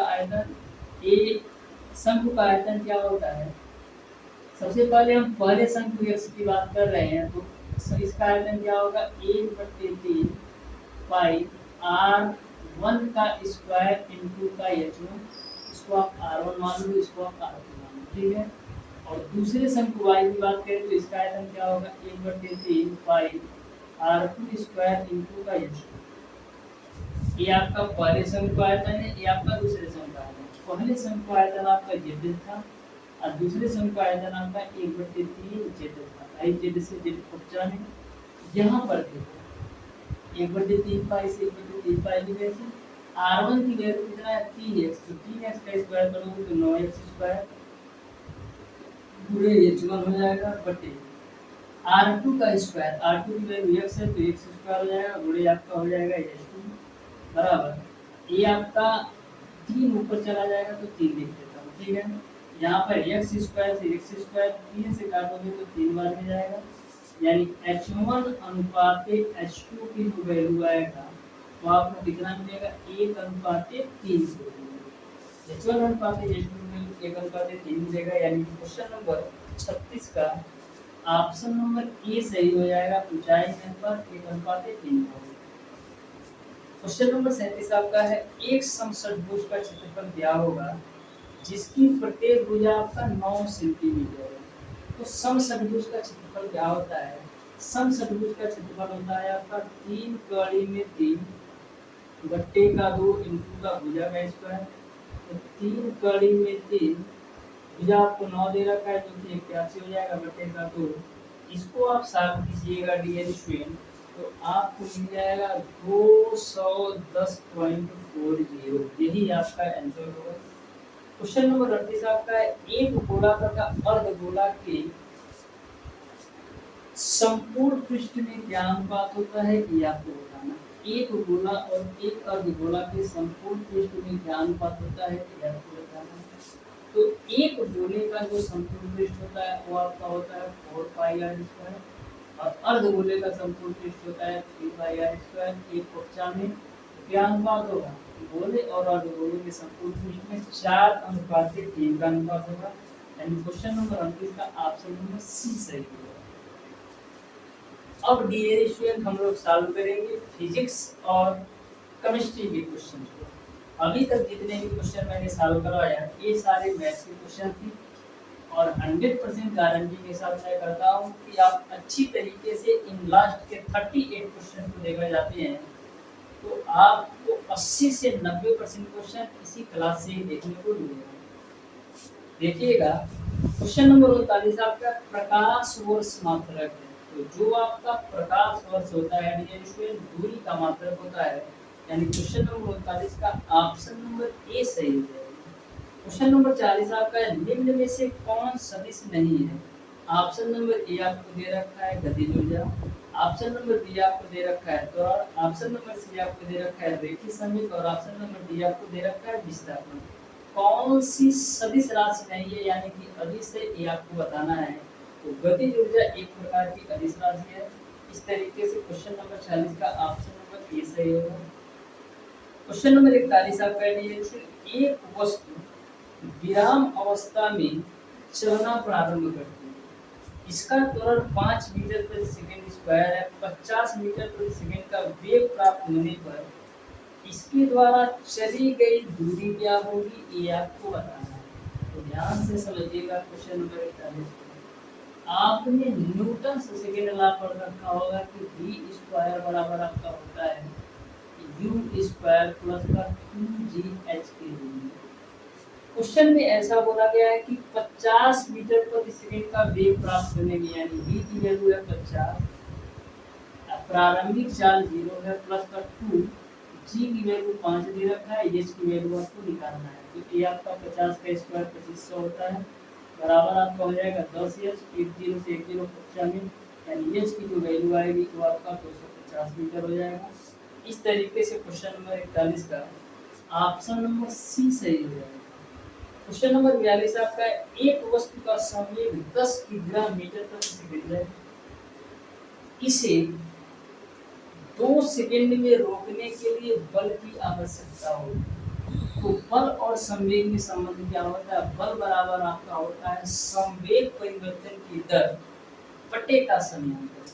बल बराबर आपका होता है संवेग परिवर्तन की दर बटे का चाल। तो संवेग परिवर्तन कैसे होता है? m माइनस का mu divided by t।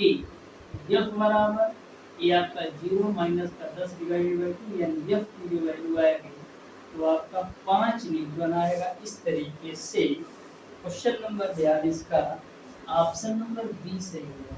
Question number 43 आपका है, पहाड़ों पर चढ़ते समय मनुष्य आगे झुककर चलता है जिससे उसके शरीर का गुरुत्व केंद्र। तो पहाड़ों पर चढ़ते समय मनुष्य आगे झुककर इसलिए चलता है जिससे उसका गुरुत्व केंद्र दोनों पैरों के बीच बना रहे। यानी कि क्वेश्चन नंबर 43 का ऑप्शन नंबर सी सही हो जाएगा। क्वेश्चन नंबर 44 आपका है, दो मशीनें बराबर कार्य को 20 मिनट एवं 30 मिनट में कर सकती हैं।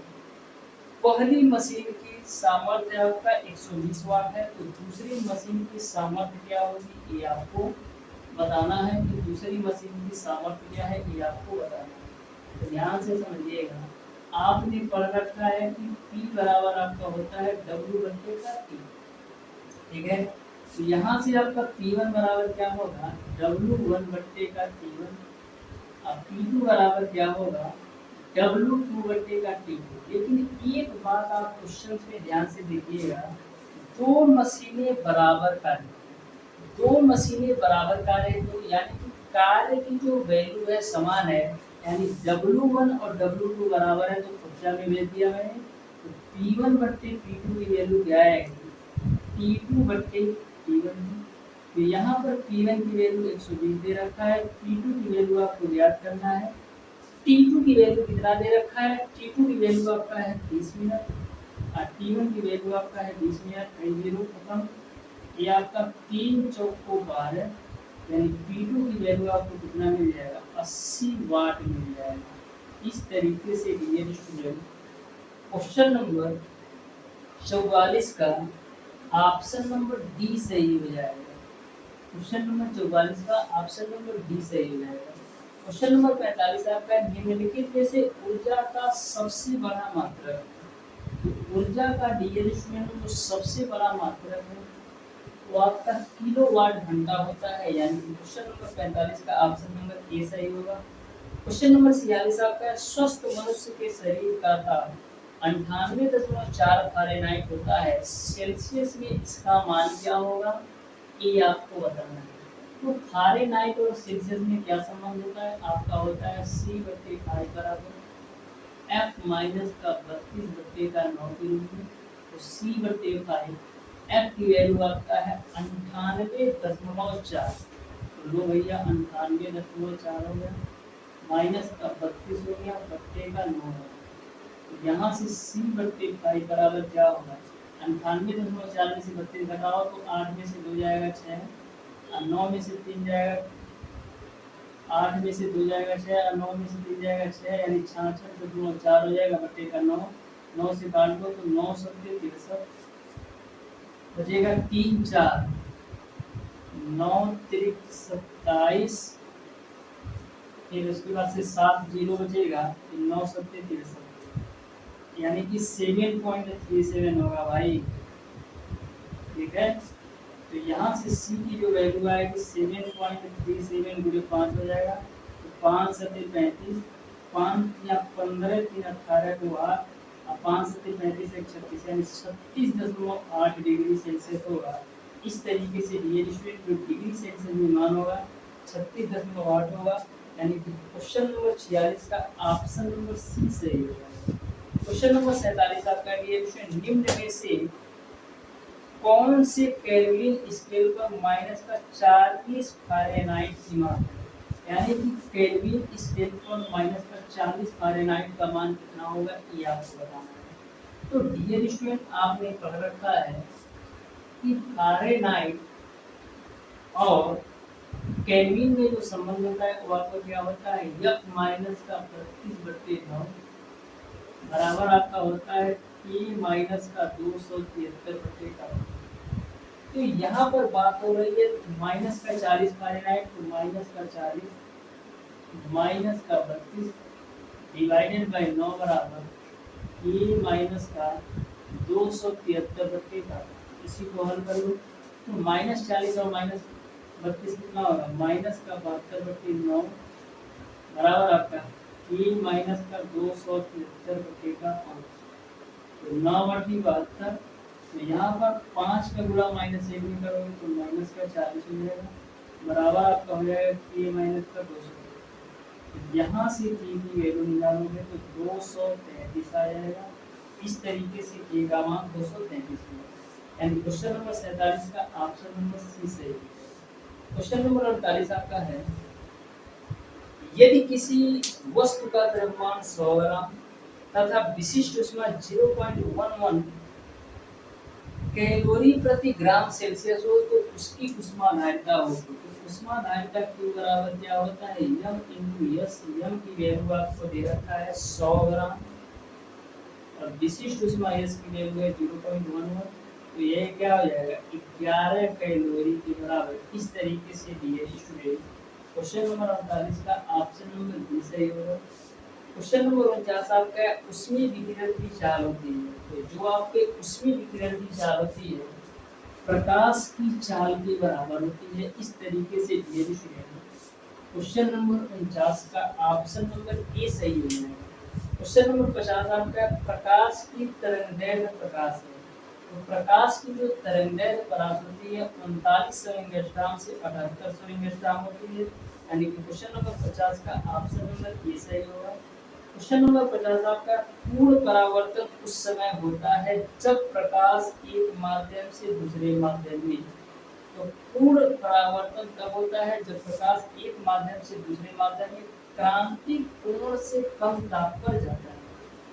क्वेश्चन नंबर 52 आपका y के सापेक्ष जल तथा कांच का अपवर्तनांक 4/3 और 3/2 है। तो कांच का जल के सापेक्ष अपवर्तनांक क्या होगा, ये आपको बताना है। क्वेश्चन नंबर 52 को आप ध्यान से देखिएगा। आपको दे रखा है जल तथा कांच के अपवर्तनांक, दे रखा है जल तथा कांच के अपवर्तनांक, लेकिन उसी का उल्टा पूछ रहा है जल कांच के सापेक्ष जल का अपवर्तनांक। यानी कि कांच के सापेक्ष जल का अपवर्तनांक क्या होगा, यानी ग्लास के सापेक्ष वाटर का अपवर्तनांक बताना है।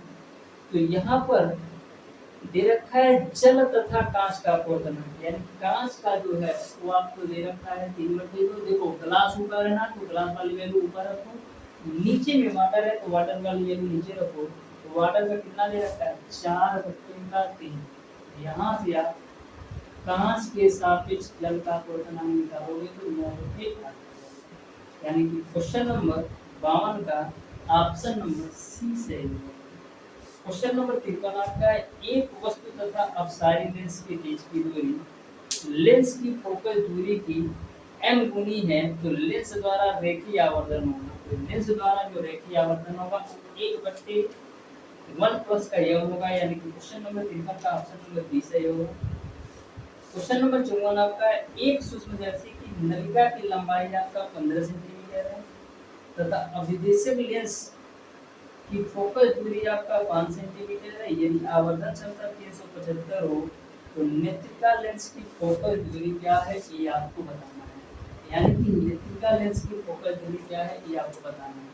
तो आपने फार्मूला पढ़ रखा होगा कि m बराबर L/FO गुणे आपका होता है D/का FE के रूप में। तो आवर्धन क्षमता आपको दे रखा है 375।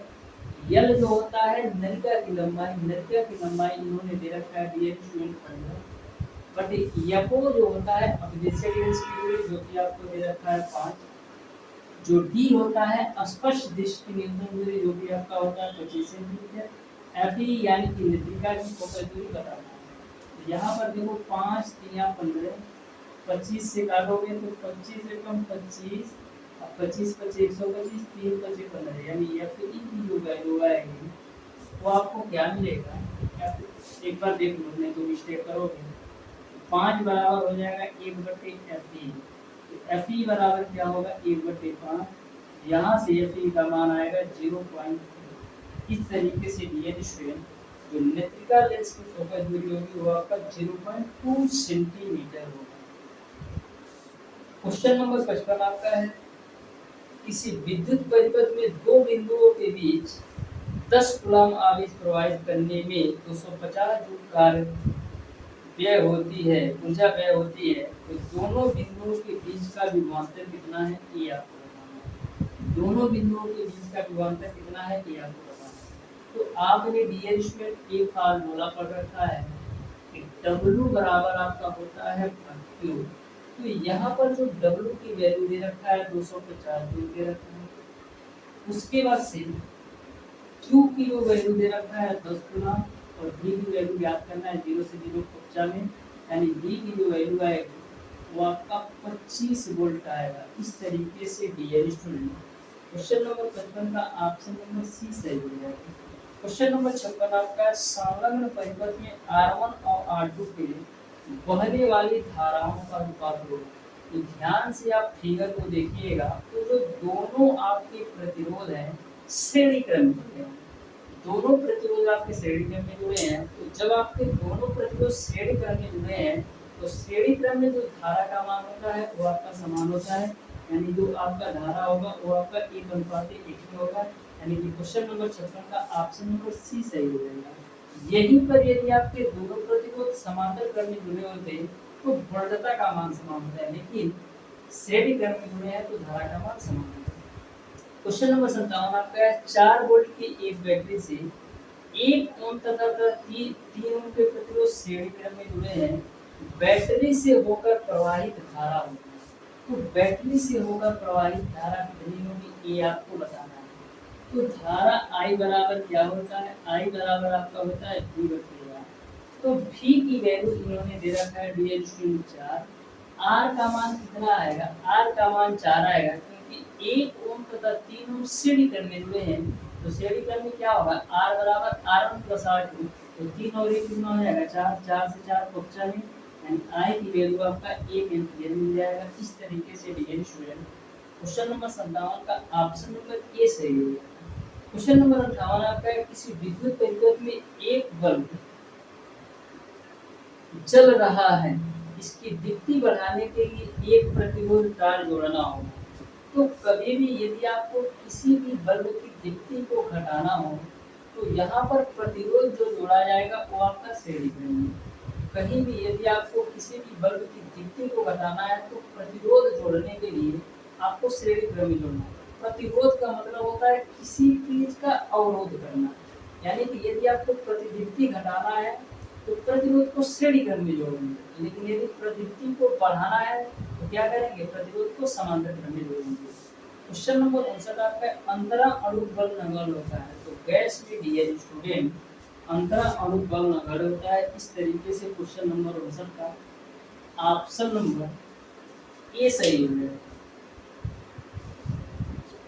गैस में हो जाएगा। क्वेश्चन नंबर 60 आपका है एक गैसीय मिश्रण में ऑक्सीजन और नाइट्रोजन का भारात्मक अनुपात आपको दे रखा है 1:4, यानी ऑक्सीजन और नाइट्रोजन का जो भारात्मक अनुपात दे रखा है 1:4, यानी कि 1 भाग ऑक्सीजन है और 4 भाग नाइट्रोजन है। तो उनमें आपको बताना है अणुओं का अनुपात। तो 1 भाग ऑक्सीजन में कितने अणु होते हैं, 1 भाग ऑक्सीजन में ये आपके 8 अणु होते हैं। क्वेश्चन में ऑक्सीजन और नाइट्रोजन का भारात्मक अनुपात दे रखा है तो उनके अणुओं का अनुपात रखा है। तो 1 भाग ऑक्सीजन में आपके 8 अणु होते हैं और आपका 4 भाग नाइट्रोजन में कितने अणु होंगे, तो 1 भाग नाइट्रोजन में आपके 7 अणु होते हैं। तो 4 भाग में कितना होगा 28। देखो ध्यान से, भारात्मक अनुपात 1:4 दे रखा है, तो 1 भाग ऑक्सीजन में आपके 8 अणु आएंगे। उसी प्रकार से 1 भाग नाइट्रोजन में आपके 7 अणु होते हैं, तो 4 भाग लिया गया तो 28 हो जाएगा। 4 से काट दो, 4 गुना 8 और 4 से 28, यानी कि 2:7 आना चाहिए, 2:7 आना चाहिए। इस तरीके से डियर स्टूडेंट आपका 2:7 होना चाहिए यदि आपका क्वेश्चन का लेवल इसी तरीके से पूछता है कि ऑक्सीजन और नाइट्रोजन, तो 2:7 100% होगा। ठीक है। क्वेश्चन नंबर 61 आपका डियर स्टूडेंट CO2 अणु के कुल इलेक्ट्रॉनों की संख्या बताना है। CO2 अणु में कुल इलेक्ट्रॉनों की संख्या बताना है। तो जो आपके इलेक्ट्रॉनों की संख्या होती है तत्व के परमाणु क्रमांक के बराबर होती है। तो यहाँ पर कार्बन का जो परमाणु क्रमांक होता है वो आपका 6 होता है, यानी इसमें इलेक्ट्रॉनों की संख्या 6 आएगी। वहीं पर ऑक्सीजन का जो परमाणु क्रमांक होता है 8 होता है, यानी कि ऑक्सीजन में भी इलेक्ट्रॉनों की संख्या 8 होगी। यदि 2 भाग लिया गया है तो 16 और 16 और 6 जोड़ोगे 22, यानी CO2 में जो टोटल इलेक्ट्रॉनों की संख्या होगी वो आपका 22 होगा। क्वेश्चन नंबर 62 आपका एक रेडियो एक्टिव स्रोत की अर्ध आयु आपको दे रखा है 30 दिन है, 90 दिन बाद उसके परमाणुओं का अंश जो क्षय हो जाएगा, ये आपको बताना है। तो ध्यान से देखिएगा, आपने फार्मूला पढ़ रखा है T बराबर आपका होता है n टी हाफ। तो T की वैल्यू 90 है, n की वैल्यू ज्ञात करना है, T हाफ की वैल्यू आपका 30 है।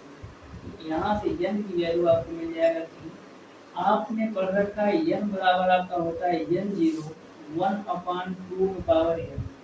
तो यहाँ पर n0 जो है वो आपका प्रारंभिक मात्रा है, n जो है शेष बची मात्रा है। प्रारंभिक मात्रा हर एक चीज आपका 100% होता है, 1/2 n की वैल्यू 3 रखो, तो यहाँ पर आपको मिलेगा 100/8, जो कि 100/8 की वैल्यू आपका होता है 12.5, यानी कि जो 6 मात्रा है 12.5। तो टोटल पहले आपकी जो मात्रा थी 100 थी, इसमें आपका 12.56 हो गया, यानी कि 87.5% बचा रहेगा। इस तरीके से क्वेश्चन नंबर 62 का ऑप्शन नंबर ए सही हो जाएगा।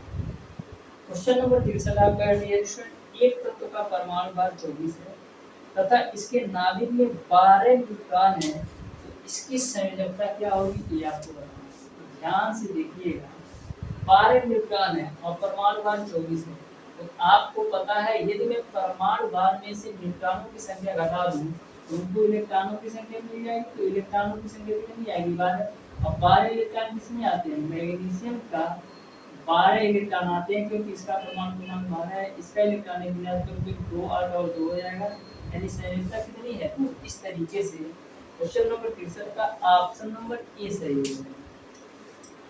लास्ट के जो 12 क्वेश्चन है, क्वेश्चन नंबर 64 से लेकर के क्वेश्चन नंबर 75 तक के सारे प्रश्नों का सॉल्यूशन मैं डिस्प्ले कर देता हूँ। इन क्वेश्चनों को आप डियर स्टूडेंट अपने मन से सॉल्व करने का प्रयास कीजिए। यदि आपसे सॉल्व नहीं होता है तो शाम तक आप मैसेज कीजिएगा, मैं डियर स्टूडेंट इसका भी आंसर भी आपको जारी कर दूँगा। क्योंकि जो लास्ट के 12 क्वेश्चन केमिस्ट्री के हैं ये मैक्सिमम आपके 4 से 5 सेकंड के अंदर सॉल्व होने वाले हैं। तो इन लास्ट के 12 क्वेश्चन को मैं आपको डिस्प्ले कर देता हूँ। इन 12 क्वेश्चन को आप बिल्कुल ध्यान से अच्छे तरीके से सॉल्व करके बताइएगा कौन से ऑप्शन सही होंगे। तो डियर स्टूडेंट रखते हैं आज की क्लास को यहीं तक, मिलते हैं डियर स्टूडेंट नेक्स्ट क्लास में, तब तक के लिए धन्यवाद।